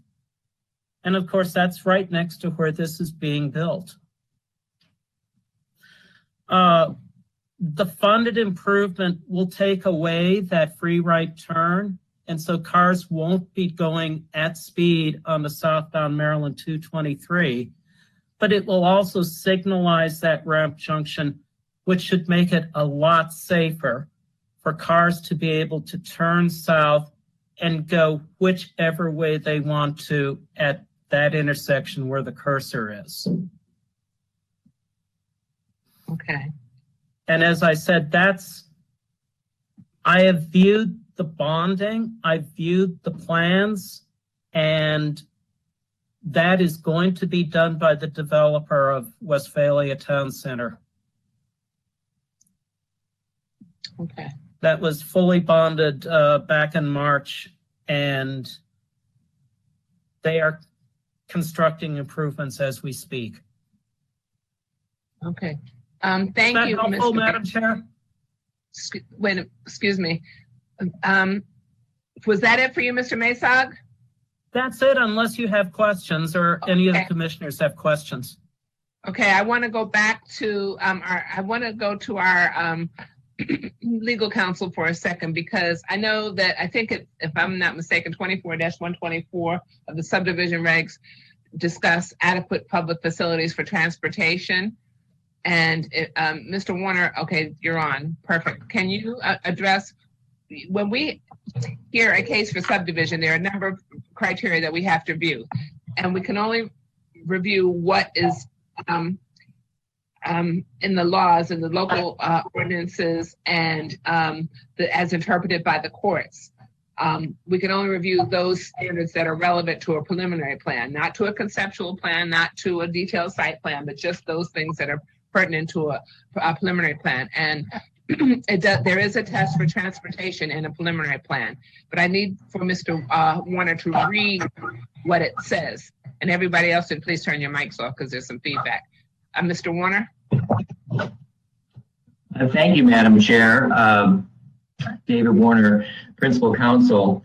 24.124 is the section of the subdivision regulations that provide the tests for whether there are adequate roads and developed intersections or improved intersections to handle the traffic that would be generated by a proposed subdivision such as this. It's a very long, detailed section, but I think the salient point is in 24.124A1, where it requires the planning board to find that there will be adequate access roads available to serve traffic which would be generated by the proposed subdivision, or there is a proposal for such roads on an adopted and approved master plan and construction schedule with 100% of the construction funds allocated within the adopted county capital improvement program or within a state program, or such roads are incorporated in a specific public facilities financing and implementation program, which we have as well. But basically, what that section says is that there are required improvements that need to be made. Someone's got to make them. Perhaps the developer of the subdivision needs to pay for them. Perhaps another source of funds is being paid for them. Perhaps, as Mr. Masog refers in his comments, another developer is making the required improvements. There's a lot of different ways to address the problems that are attenuated with developing a subdivision when it comes to improving the roads and intersections. And this is the process that the planning board follows to make sure that those improvements that need to be made are going to be made. Okay, thank you. Thank you, Mr. Warner. One other thing that you said was, which is important, because the applicant in any subdivision case is not intended to remedy pre-existing traffic problems. They're supposed to address the traffic generated by the proposed subdivision. Right, because exactly, the Supreme Court has ruled on that. Okay, all right, that's one of the things. And that does make, and that makes practical sense. You can make someone do something that they cause, but you can't make someone do something they didn't cause. Correct. Okay. Thank you. I wanted to know that. Okay, so let me see right now if the board has any questions of Mr. O at this point. So Commissioner Washington. No questions. Commissioner Dorner. No questions. Commissioner Giraldo. No questions, Madam Chair. Okay, so Mr. O, you have a number of people who are signed up, right? And Mr. Lenhart is one, who I presume we may need to hear from. Is there anyone you want to put forth now, or I can go forward with the citizens? I think you should go forward with the citizens. Okay, thank you. I'm going in the order in which we have them signed up here. Regina Ballard, representing the Belmont. Hi. Hi. Good afternoon, Madam Chair and the members of the Planning Board. I'd like to first thank you for this opportunity. Whether it's too late or not, I don't know, but for the opportunity to speak with everyone. I want to start off by saying I'm a 40-year resident of Prince George's County, and I've actually been living off of Woodyard Road for 18 years and in the Belmont Crest community for 12 years. And in saying that, I do understand that the board cannot address necessities, right? Otherwise, I would be here saying, hey, we don't need another gas station in this area. But because we can't address that, I am aware. But what I do want to address are my concerns about the opening of our community. And I did hear, which is the first time I'm hearing, about some of the improvements that are going to be made at the main Marlboro Pike. But it is my understanding that our neighborhood would also be open as a four-lane road at 40 miles an hour for traffic to be rerouted through there. And my concern is that, first of all, 40 miles an hour, four-lane road in front of my home, and I'm on Marlboro Pike, is a concern to me. In addition to that, when our development was approved years ago, the amenities of our community is on one side of the neighborhood. So having a 40-mile-an-hour road going through Marlboro Pike actually does not allow us to be able to use those amenities like the tennis court and the tot lot and the dog walking stations. We would have no way of getting there otherwise to walk all the way down to Woodyard Road, cross the street, come back up to Belmont Crest to get across the street. We did have this concern in 2015. Mr. Flanagan, can you follow her? Can you show us where your home is? Can you see the cursor? Yeah, so if you go all the way to you see the red box, and if you go up that street, it says, you have Marlboro Pike, and then you have some homes that's near Cavay. It says Cavay here in blue. Right, so if you go over to your right, that's Marlboro Pike here as well. Right there, okay. So you have the main Marlboro Pike at the corner where they're going to make improvements, and then you have our road. And with the opening of our road, it goes right into the new property. So the 40-mile-an-hour traffic will be rerouted through here. Okay, where are your amenities? Where are your amenities? Can you direct him? Sure. So you see the big circle in the middle to your left, right there are some of the amenities. And then over in another open area, if you go to that middle section, if you go upward, you see like 2 homes, and then up in here, right over there is the tennis court.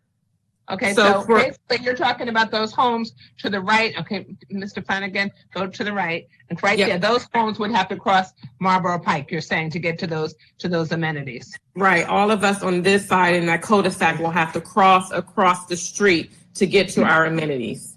Okay, thank you. And in 2015, we actually, when the Norborn property was built with the townhomes, we were actually heavily involved in that. And the planning board graciously allowed us to work with their transportation department, and we had the state highway involved. And they actually allowed us to block off the end of the road so that traffic would not come through there. We didn't want to have dump trucks, and then they understood our concerns about being able to get to our amenities. So fast forward, we're here now again, hoping that the planning board could assist us in addressing these same concerns with the developer or traffic, about the traffic coming through our community. Okay. And that's all I have. Okay. Thank you, Ms. Ballard. And we'll have Mr. Lenhart and address some of the concerns that were raised, okay? Okay, thank you. Let's see, does the board have any questions of Ms. Ballard? Commissioner Washington? No questions. Commissioner Dorner? No questions, thank you. Commissioner Giraldo? I have no questions, Madam Chair. I just want to thank Ms. Ballard for coming. Thank You're you. welcome. Thank you. Okay. Rosalind Rollins? Good afternoon, Madam Chair and members of the Planning Board.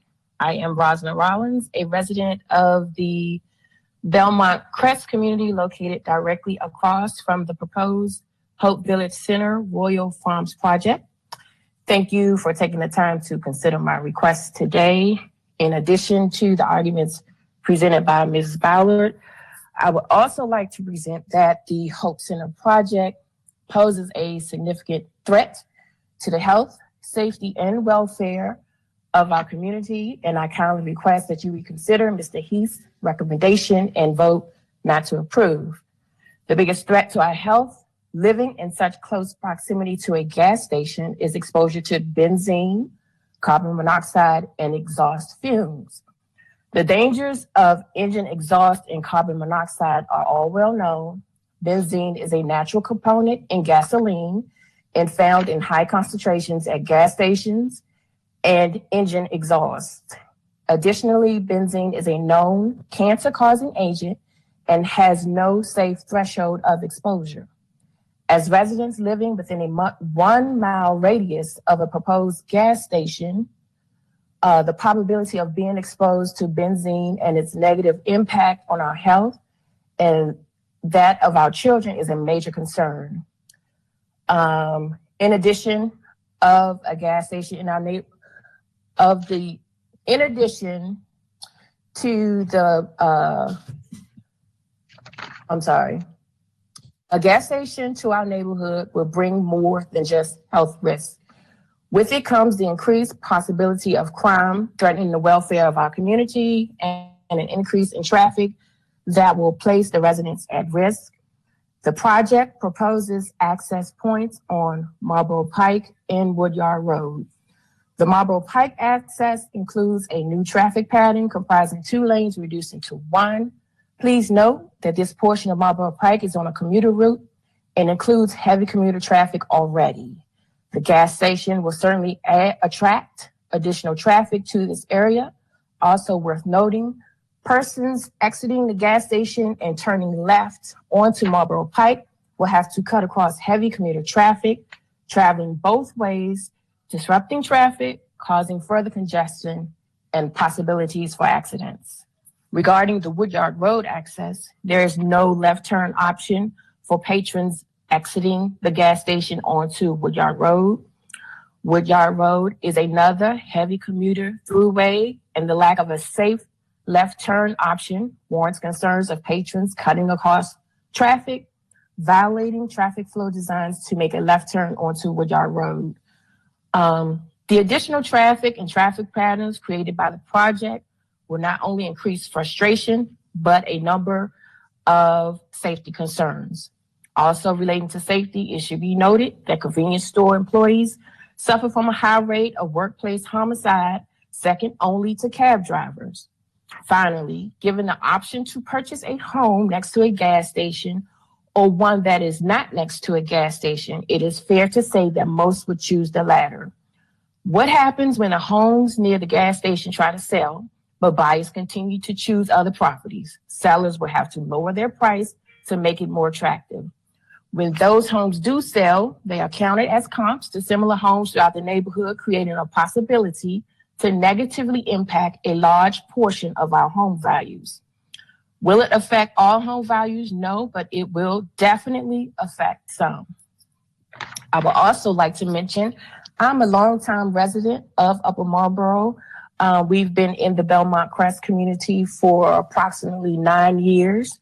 And given the above, I request that you not approve this project based on the negative impact that it will have on our health, safety, and welfare. Thank you for taking the time to consider my request. Thank you very much for your very thorough presentation and stating your reasons for opposition. I will tell you now that some are within our control and some are not. But we will address those at the conclusion of the remarks. But we thank you for presenting them, and I will. One of the things I was looking for, I know this was put in the MXT zone. I can't remember the date, but someone can be thinking about that while I call on Darren. Let me see if there's any questions of you at this time. Okay, Commissioner Washington. No questions, but thank you for your comments. Okay, Commissioner Dorner. No questions. Commissioner Giraldo. I have no questions. Thank you as well, Ms. Rollins. We understand your concerns. Okay, Darren Hester.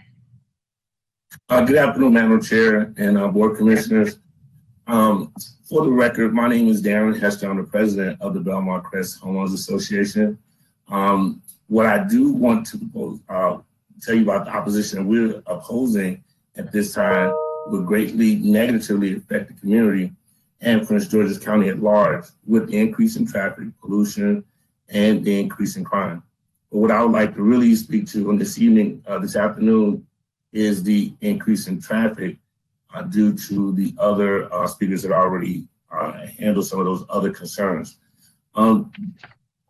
The increase in the traffic. May I say this, Mr. Hester, if you so choose, you may also associate yourself with the other previous speakers' comments as well on those items. I associate myself with those comments. Okay. But what I wanted to do, I just wanted to add some more to it, is that actually that the plan doesn't take into account the county executive Vision Zero plan. The mission of Vision Zero is to achieve 0 fatalities on our area roads by 2040. Vision Zero is what is referred to. They use a 6E approach plan, which is education, emergency response, engineering, enforcement, evaluation, and equity. I want to focus on, for time's sake, on the engineering and evaluation. And in preparation of this hearing, I requested traffic crash data for the intersection from the intersection of the current Marlboro Pike and Woodyard Road and the Osborne intersection from the Prince George's County Police Department. According to their statistics, in the past 2 years, there have been 54 accidents at this intersection with 4 fatalities, which is an average of 1 accident every 2 weeks and a fatality every 6 months. This is one of the most dangerous intersections in Prince George's County. So as I want to associate myself and reference the cursor, if I can get the person so you can really understand, because most of the improvement that they are recommending is north, closer to Pennsylvania Avenue, but exactly where the cursor was just at, if you come down a little bit, that's the current intersection. And like the speaker said before, there's not a left turn option there. Also, with the proposed new road to bisect the Belmont Crest community, would also propose danger to not only to our community, but to the county at large, because like you said, there will be a 4-lane, they're proposing a 4-lane highway there. And what it would essentially does will not only bisect our community, but it would have the residents of the community having to cross a 4-lane highway, just like I said before, to enjoy the amenities of our community. So, like I said, I just want to end with just letting everybody know that we are proposed of this plan of putting the Royal Farms at that location. Okay. Thank you, Mr. Hester. I'm going to see if there's any questions of you. And then Mr. Heath, normally we put the date of when this property was placed in the MXT zone. I can't find it in the staff report, so I'll be coming back to you for that information. Okay, and then also if we heard from the health department or in the police. Okay, are there any questions of Mr. Hester? Commissioner Washington? No questions, but thank you, Mr. Hester. Okay, Commissioner Dorner? No questions. Commissioner Giraldo? No questions. Thank you, Mr. Hester, though. Okay, thank you. And then I'm going to go to Carolyn Bryant, and then I'll come back to Mr. Heath. Okay. When Ms. Bryant is finished, I'll be coming back to Mr. Heath, and then to Mr. Lenhart to address the transportation concerns that were raised, particularly with the Mr. Hester indicated, and also as Ms. Rollins indicated about having access to the amenities and that part of Woodyard Road going to 4 lanes and the safety of it. Okay. Okay, Ms. Bryant? Yes, Madam Chair and board members, thank you for having me and listening to my concerns about our community. My name is Carolyn Bryant, and I am a resident in the Belmont Crest community and have been for the past 7 years.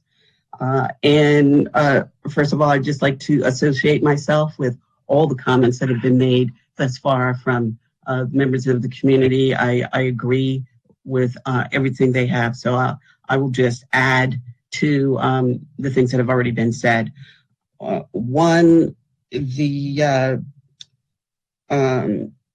That intersection, as was mentioned, is a dangerous intersection. Yes, that one. Because of the hill that is there, and the hill takes away from line of sight or visibility of people who are turning in multiple directions, whether you're coming off of Osborne and going towards DC on Marlboro Pike, or if you're coming up Woodyard Road and wanting to make a left onto Marlboro Pike. In any direction, your visibility is hindered because of the hill. So adding additional traffic at that intersection will just create more accidents, whether that be vehicle accidents or pedestrian. So the number of accidents that could occur would definitely increase if a gas station were put there simply because the traffic would increase. So it's dangerous just all the way around just to have anything located at that particular corner and increasing the number of vehicles or traffic, particularly pedestrian traffic, because all along Marlboro Pike, there is no sidewalk or shoulder. Okay. However, there are bus stops along that route. There are people that walk that route. And on a number of occasions, I had some pretty near misses of individuals walking along that route, either going to the bus stop or going to the trailer park or homes that are further down Marlboro Pike. Okay, so putting in a gas station there will just increase this this issue and this problem. In addition to that, the entrance to our community, Belmont Crest, is often used as a shoulder. People will come inside of our community and park there either to rest. Disabled vehicles will be parked there right in front of our community, because I've seen that, or to use it as a cell phone parking area, various reasons, because there's no shoulder on Marlboro Pike and it's a convenient place for them to stop. I only see this problem increasing with a gas station being put right there at that corner. So not only are people using our community as a shoulder to conduct their business or park their disabled vehicles, I've seen disabled vehicles parked there for days right in front of our community. But it's also a trash land for people. They just throw their garbage right in the front of our community and through our community. So I have also seen an increase of the garbage with the addition of the townhomes. So once the townhomes came, then we had more traffic coming through our community, and people will use Marlboro Pike, which is where I live, right down from Miss Ballard, as she mentioned. They will use our street as a racetrack for their motorcycles. Okay, so it increases the noise level. It's a playground. It serves as a playground for those that live in the townhomes. It's a racetrack for people who want to race their vehicles down our road. And just like any other person, I'm quite sure that every member on this board would not like having a 4-lane highway going through your community. It's a no-brainer, and I don't understand why we would even have to defend ourselves for this action, because you wouldn't want that in your community either. You would not want a 4-lane highway running down the front of your house. All that does is increase all the things that everyone else has mentioned already about the drugs and theft and noise and all of this going on. We do not want to result to having to put bars on our doors and our windows and gate the front of our yard for fear of outsiders coming in and vandalizing. And this has definitely happened and has increased in our neighborhood, where we have had our vehicles vandalized, okay, and we have had packages stolen off of our doorsteps. This has happened multiple times. We've, as a community, have tried to come together and say, hey, you've got a package delivered or whatever to help prevent, but it has still been occurring, and it has increased, and this will only increase if a gas station is put there at that particular corner. In addition to that, and I'm sorry, I'm backtracking a little bit, on Marlboro Pike on the other end, there is a drive-through liquor store on that end. There have been, between that and the convenience store down there, the number of incidences of accidents that have occurred at that particular corner. It's a very awkward corner, just like the corner we're discussing now. The number of accidents that have occurred there have been, very high as well, very high, because of the awkwardness of that particular corner. So we're only going to be adding to the number of accidents that we already have. And so I think that covers everything that I I had on my list. Okay. Okay. Thank you. All right, Ms. Bryant. Before let's see if there are any questions of you, and then I want to go to Mr. Heath. Okay. Are there, Commissioner Washington, are there any questions of Ms. Bryant? No, but thank you, Ms. Bryant. Okay. Commissioner Dorner? No questions. Thank you for coming and taking the time to express your concerns, though. Okay. Commissioner Giraldo? No, Madam Chair, I don't have any questions, but I did want to thank the witness for presenting her concerns and those of the community. Okay, thank you. So what I would like to do, I was looking in the staff report, and I know that Mr. Heath, in your staff report, you talk about, you address, because I was trying to find the police report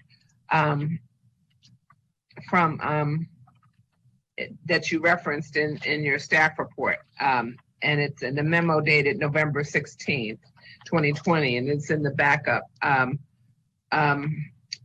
So if we look at that November 16th memo, this was referred to the police department, and some of what the citizens are raising regarding, are we having a tech problem or no?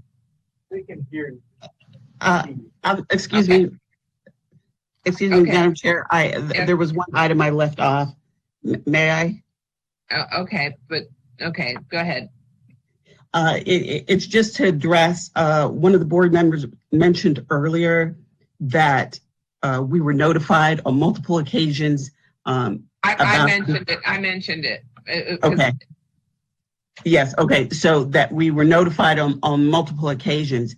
And apparently that's an indicator to the board that we in the community don't care because we didn't respond earlier to I any know. of the. I don't think anyone said that. Okay. I didn't hear anyone say that at all.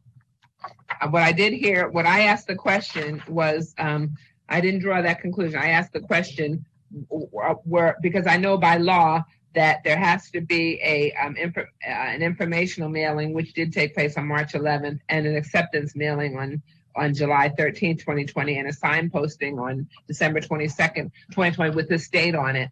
And I also said that in the correspondence, people are able to reach out to the applicant if they have questions or want to schedule a meeting, in this case, virtual meetings. That's what I said. I didn't draw any conclusion that people don't care. Okay. That was deep. I'm sorry. Okay. But you can go forward. I just want to say about that is during the entire time we've had these different notifications, we've been in the middle of a pandemic. So I think some people have just been preoccupied with other things like eating, having a job, and all these other different things. So it may not have been at the top of their priority list, but it was definitely on their priority list. One, and there are a number of people in our community that just still even were not aware. And even with the sign doesn't, we'll say, hey, there's a hearing and put a number down there, but not specify exactly what that's referring to. So unless you go look it up somewhere else, you really don't know what's going on. So I think there's still a number of people that aren't aware, but definitely feels just as strong as the few that are here today about it. I don't doubt that, and thank you for sharing that. And I would also say, for future reference, that the number of the cases on there, the number to call if you have any questions is on there. The number to call if you in those two mailings also has a number to call too, and then it tells you about the staff report, which is available online, which people can peruse online. I don't know if you did it or not. That goes through an extensive traffic analysis and analysis of the police and all those other things. And yes, we are in the middle of a pandemic, but this board has continued to meet and review applications. And I know it's hard, but we've had cases with tons and tons of citizens on other cases. So I'm not disputing the fact the associations or the community's interest in this at all. I can see from the people who are speaking today, there is much interest, and we'll try to see what it is that we can resolve, if any. Okay, thank you. Okay, so I basically, let me do this for a second. Mr. Lenhart, you need to be ready, and Mr. Heath, you need to be ready about the police. But I do need to take a 5-minute break because I'm told that we have some technical problems right here on our end for a moment. So we'll take about a 5-minute break and then we'll resume. Thank you.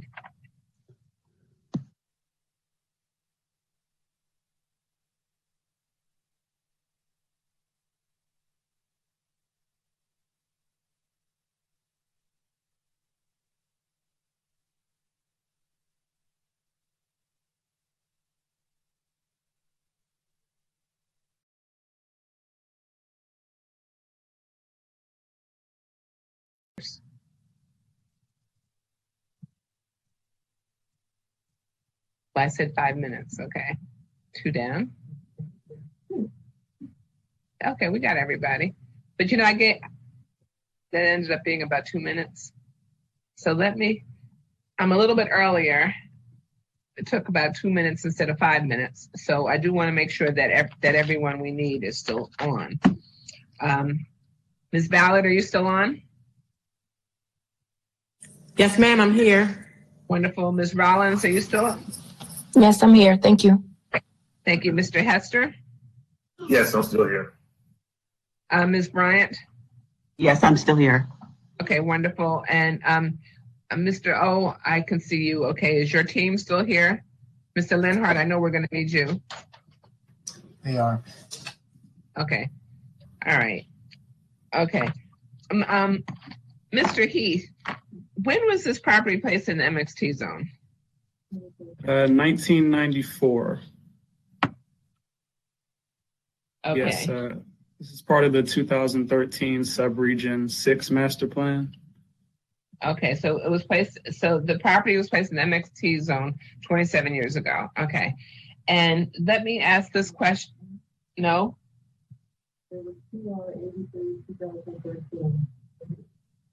Okay, so we're told our planning director is here saying it was 2013. Yes. Madam Chair, yes. This is Sherry Connor with the subdivision section. Yes, it was rezoned with the 2013 Subregion 6 Master Plan and Sectional Map Amendment. Rezoned from what to what? RA to MXT. Okay, RA to MXT.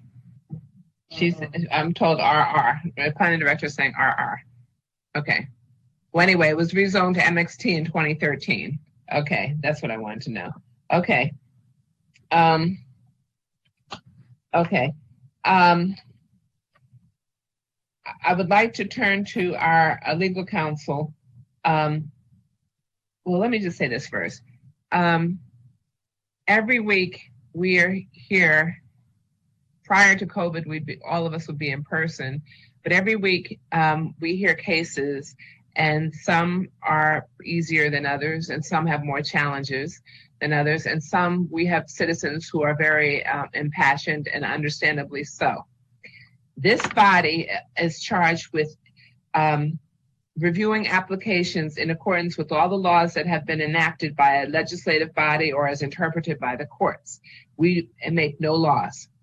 So the district council placed this property in the MXT zone in 2013, and I believe, and council can correct me if I'm wrong, that a gas station, the legislative body determined that a gas station is a permitted use in the MXT zone. Is that not correct, Mr. Warner? That is correct. So we cannot then say we don't want a gas station here. It's not a good place for a gas station. What we can do is review the application and review a preliminary plan. We can review the transportation, which is a big issue. But we cannot we have no legislative authority to override the council who determined that a gas station is permissible in the MXT zone in this location. So that's one thing that we cannot address. There will be other applications for this, and I know that I don't think we've heard from the health department. And I do have Mr. Schneider on too from environmental, I do believe, who can address some of these. But I would like to turn first to Mr. Lenhart, and if you can address the concerns that were raised, some of the transportation concerns that were raised, and how they will be addressed, and maybe they will allay some of the concerns of the citizens that are very legitimate concerns. So, Mr. Lenhart. Certainly. Good afternoon. For the record, Michael Lenhart with Lenhart Traffic Consulting, 645 Baltimore Annapolis Boulevard, Suite 214, Severna Park, Maryland. The testimony, the citizen testimony that was given, it seemed that a vast majority of that testimony was from the citizens that live across the street on the west side of Woodyard Road, on either side of relocated Marlboro Pike. And if I believe you have an exhibit in here with the master plan of transportation showing the roadways. I don't recall which slide it is, but if you could go. You mean an exhibit, a supplemental exhibit from you? I think that one of these exhibits, maybe it was the critical intersections exhibit, perhaps. Okay, Mr. Flanagan is going through, if you can direct him. Certainly. Okay.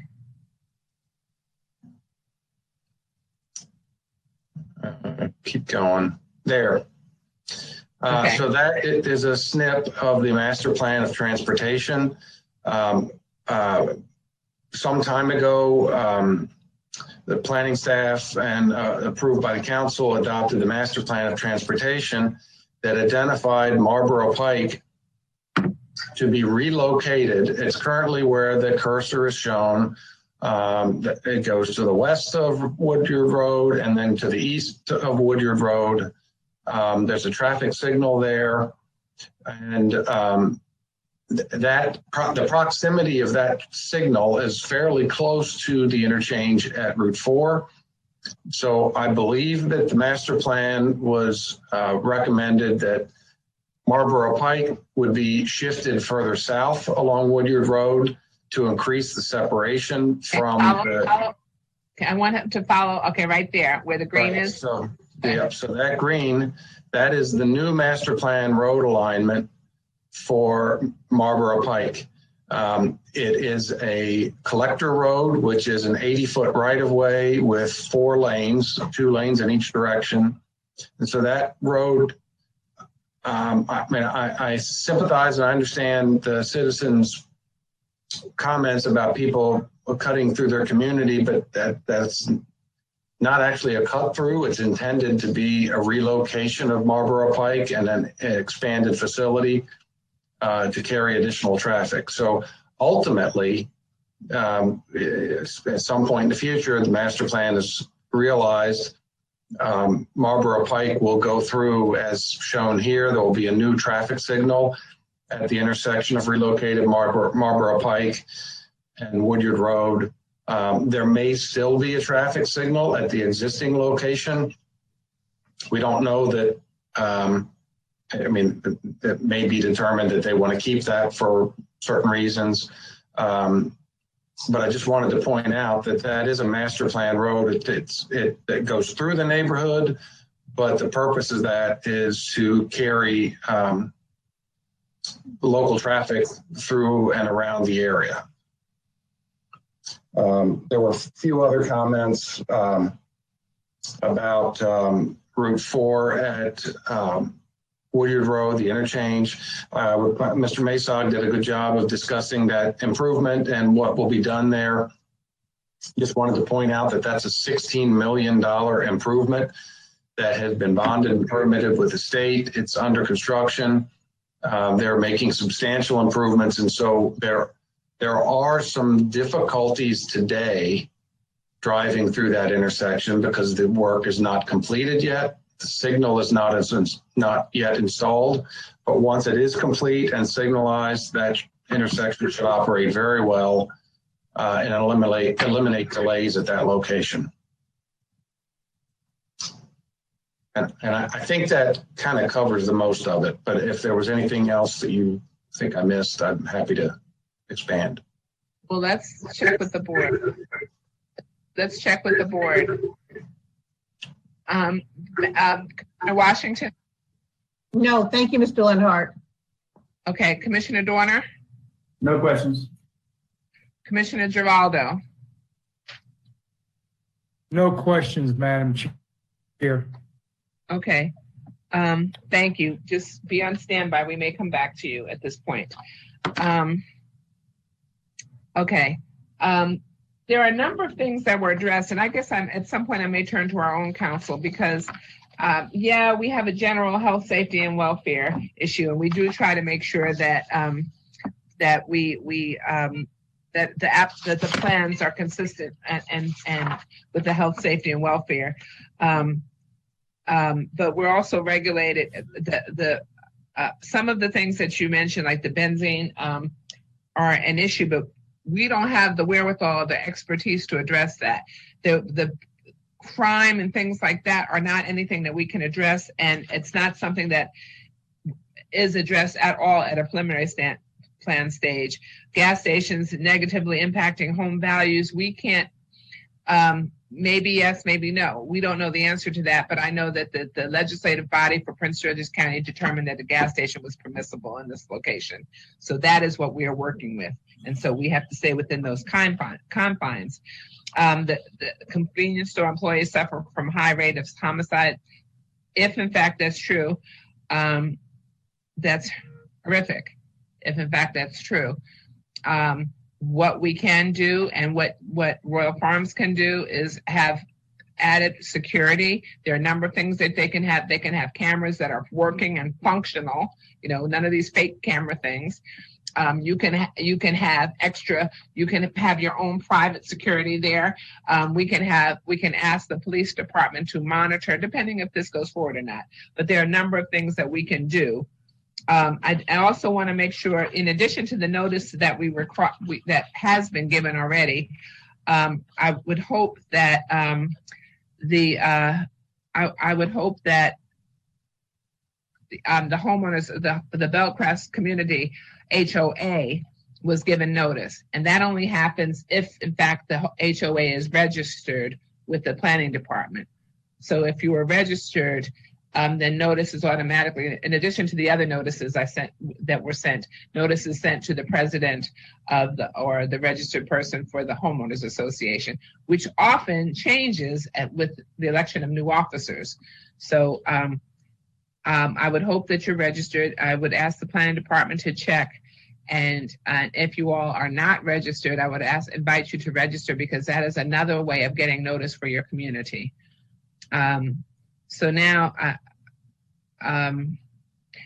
with regard to the benzene, that's not something that we could address. But with the crime, there are other things that we can address.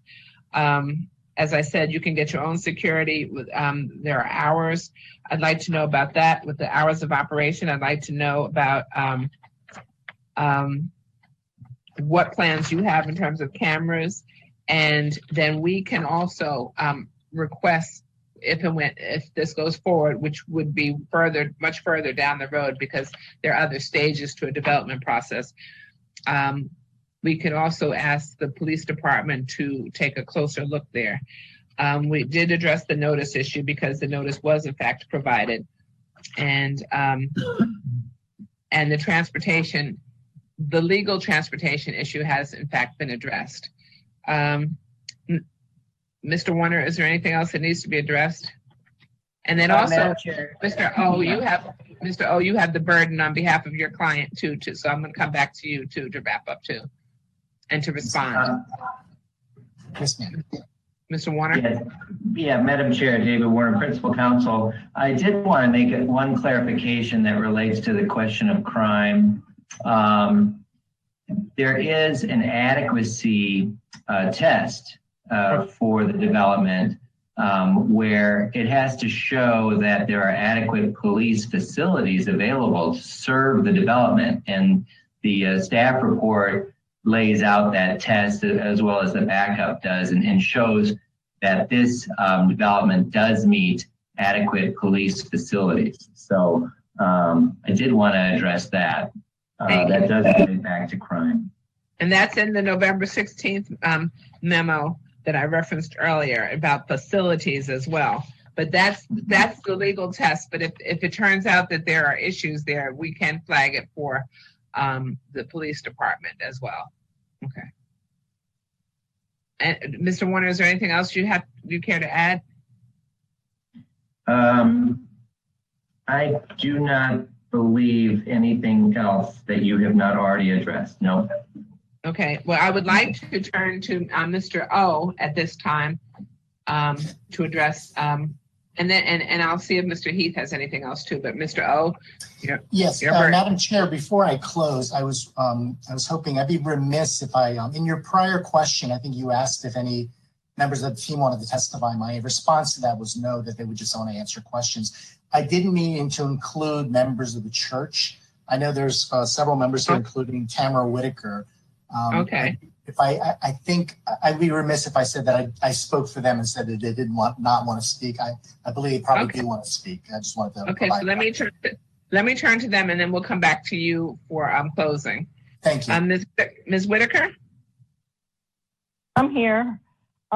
Yes, I am. I do represent Antioch Baptist Church. There are a couple of us on the line. I think I'm the only one registered to speak in favor of the project. May I do so at this time? You may indeed. Okay, thank you. I just wanted to provide. Okay, well, never mind. Go ahead. Sorry. I just wanted to provide just an update or information about the church and the project, the whole project, not just the Royal Farms, the gas station part of the project, but in terms of history, our church was founded in 1978, Antioch Baptist Church. So we've been around for 43 years, seated in the seat of Prince George's County, as we're on Old Marlboro Pike in Upper Marlboro. We've had two pastors over our 43 years, and we have a broad spectrum of services that we provide to the community. We have around 300 members, and we also live in the community. I live in this community. Many of us do.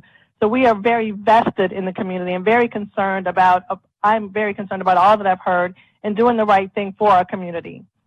We, again, we have 300 members. We have plans for that area that we purchased in, I believe it was 2005. So we have plans for a community center, if possible, a medical facility, if possible, senior housing in the church. The gas station portion of it is a building block. It's so that we are able to do the things that God has led us to do for our community. We're very, very community involved. I did check my own records, and yes, it was in 2013 that we were able to rezone to the MXT zoning classification.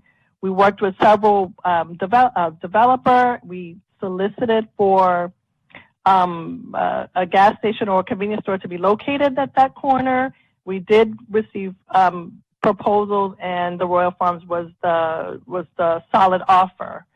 And we've done a lot of work with Royal Farms over the years to build that land. Look, the point of it all is we are seated in the community. We care about the community as well.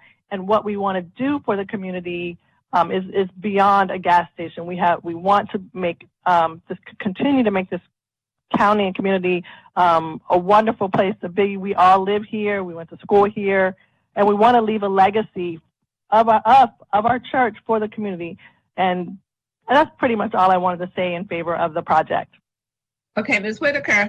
Yes, ma'am. Thank you for sharing that information. And you've emphasized that you live in the community, you've gone to school in the community, the church is entrenched in the community, you're very community involved.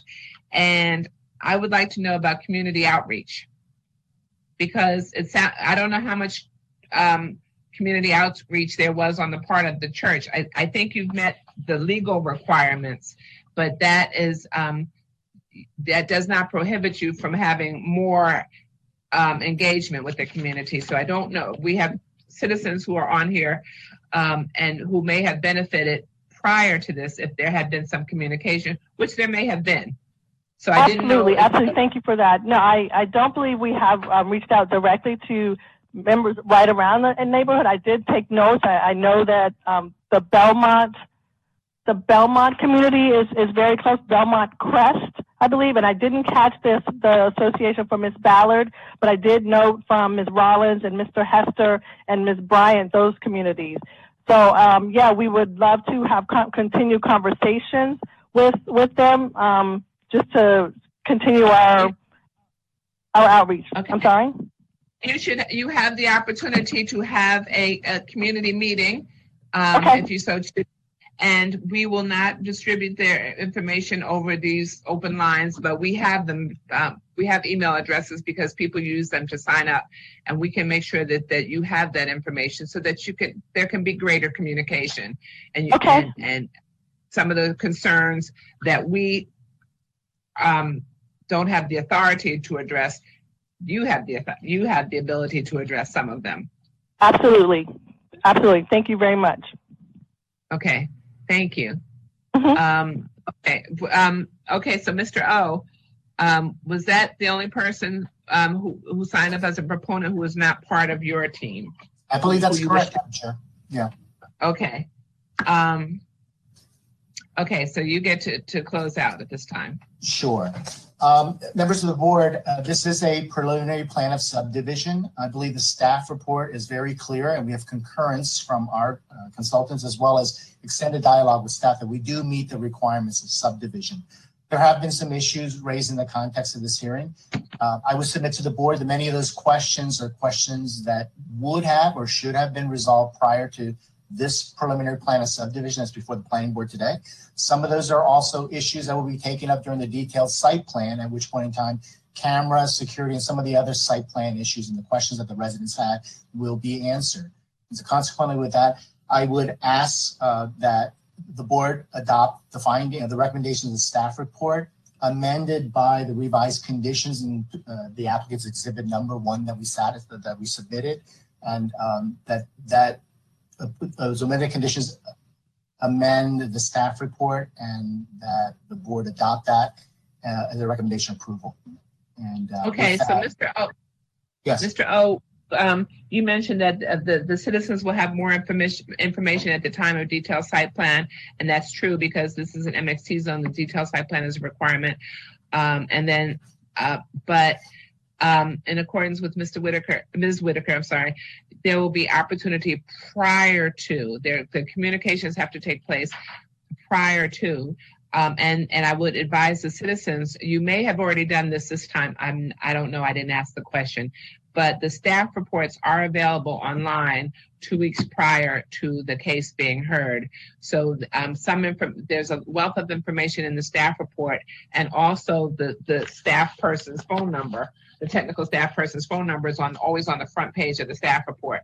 And you have the right, it's your absolute right to email or ask questions. Email addresses there too, to email or ask questions, depending on what happens here today. So this is one stage. There is a detailed site plan stage, which comes next. If this goes forward today, then they will be preparing a detailed site plan, but you get the staff report in advance.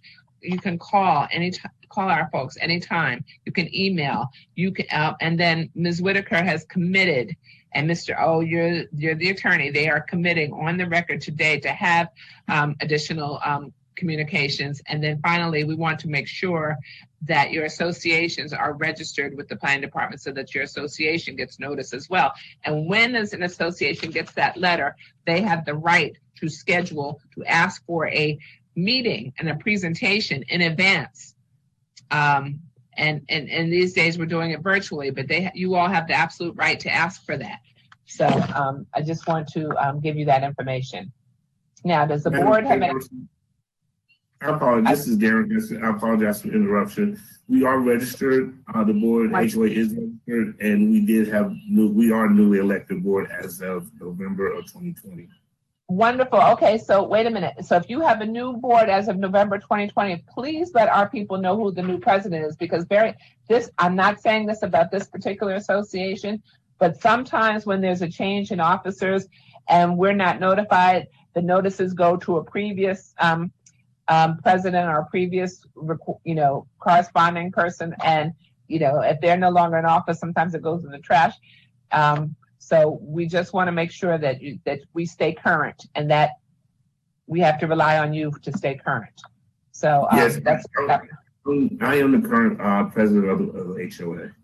okay. So, but I need for us to, Mr. Heath and Mr. Hunt, will you reach out to Ms. Hester, and so that we're clear, our records are clear on his name and address and where the notices go?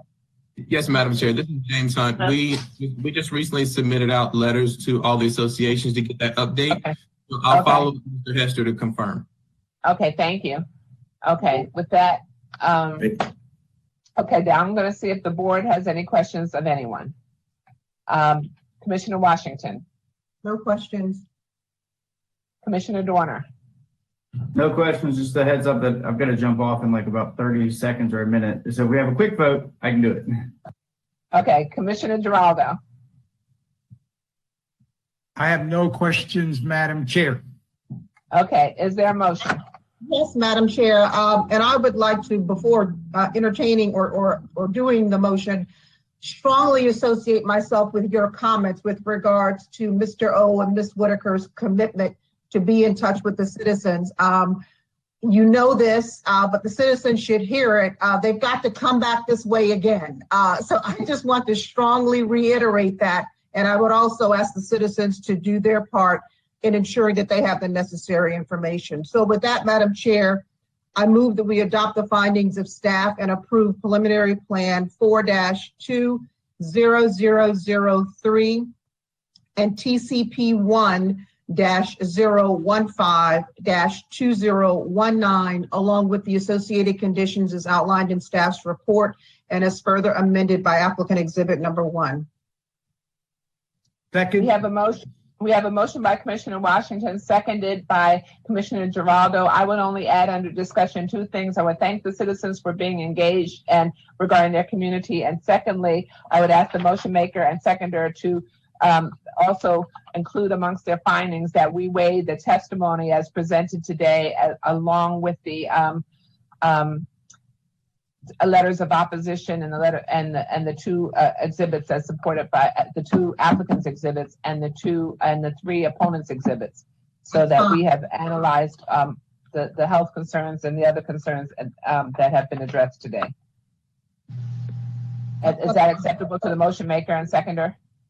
Third time I'm saying yes. It's acceptable. Okay, so I can't hear you. Okay, and Commissioner Acceptable to me? Okay, thank you. Yes. Commissioner Yes. Washington. Aye. Commissioner Dorner. Good eye. Commissioner Giraldo. Aye. Okay, the ayes have it 4-0. Okay, everybody knows what they need to do before they come back for detailed site plan. Okay, birthday boy, one final question. Is there any additional business to come before the planning board today, Mr. There- Birthday Boy Hunt? There are no additional items before the board today. Thank you, Madam Chair. Okay, thank you. Planning board is adjourned. Everyone take care, stay safe, stay hopeful, and happy birthday, Mr. Hunt. Thank you.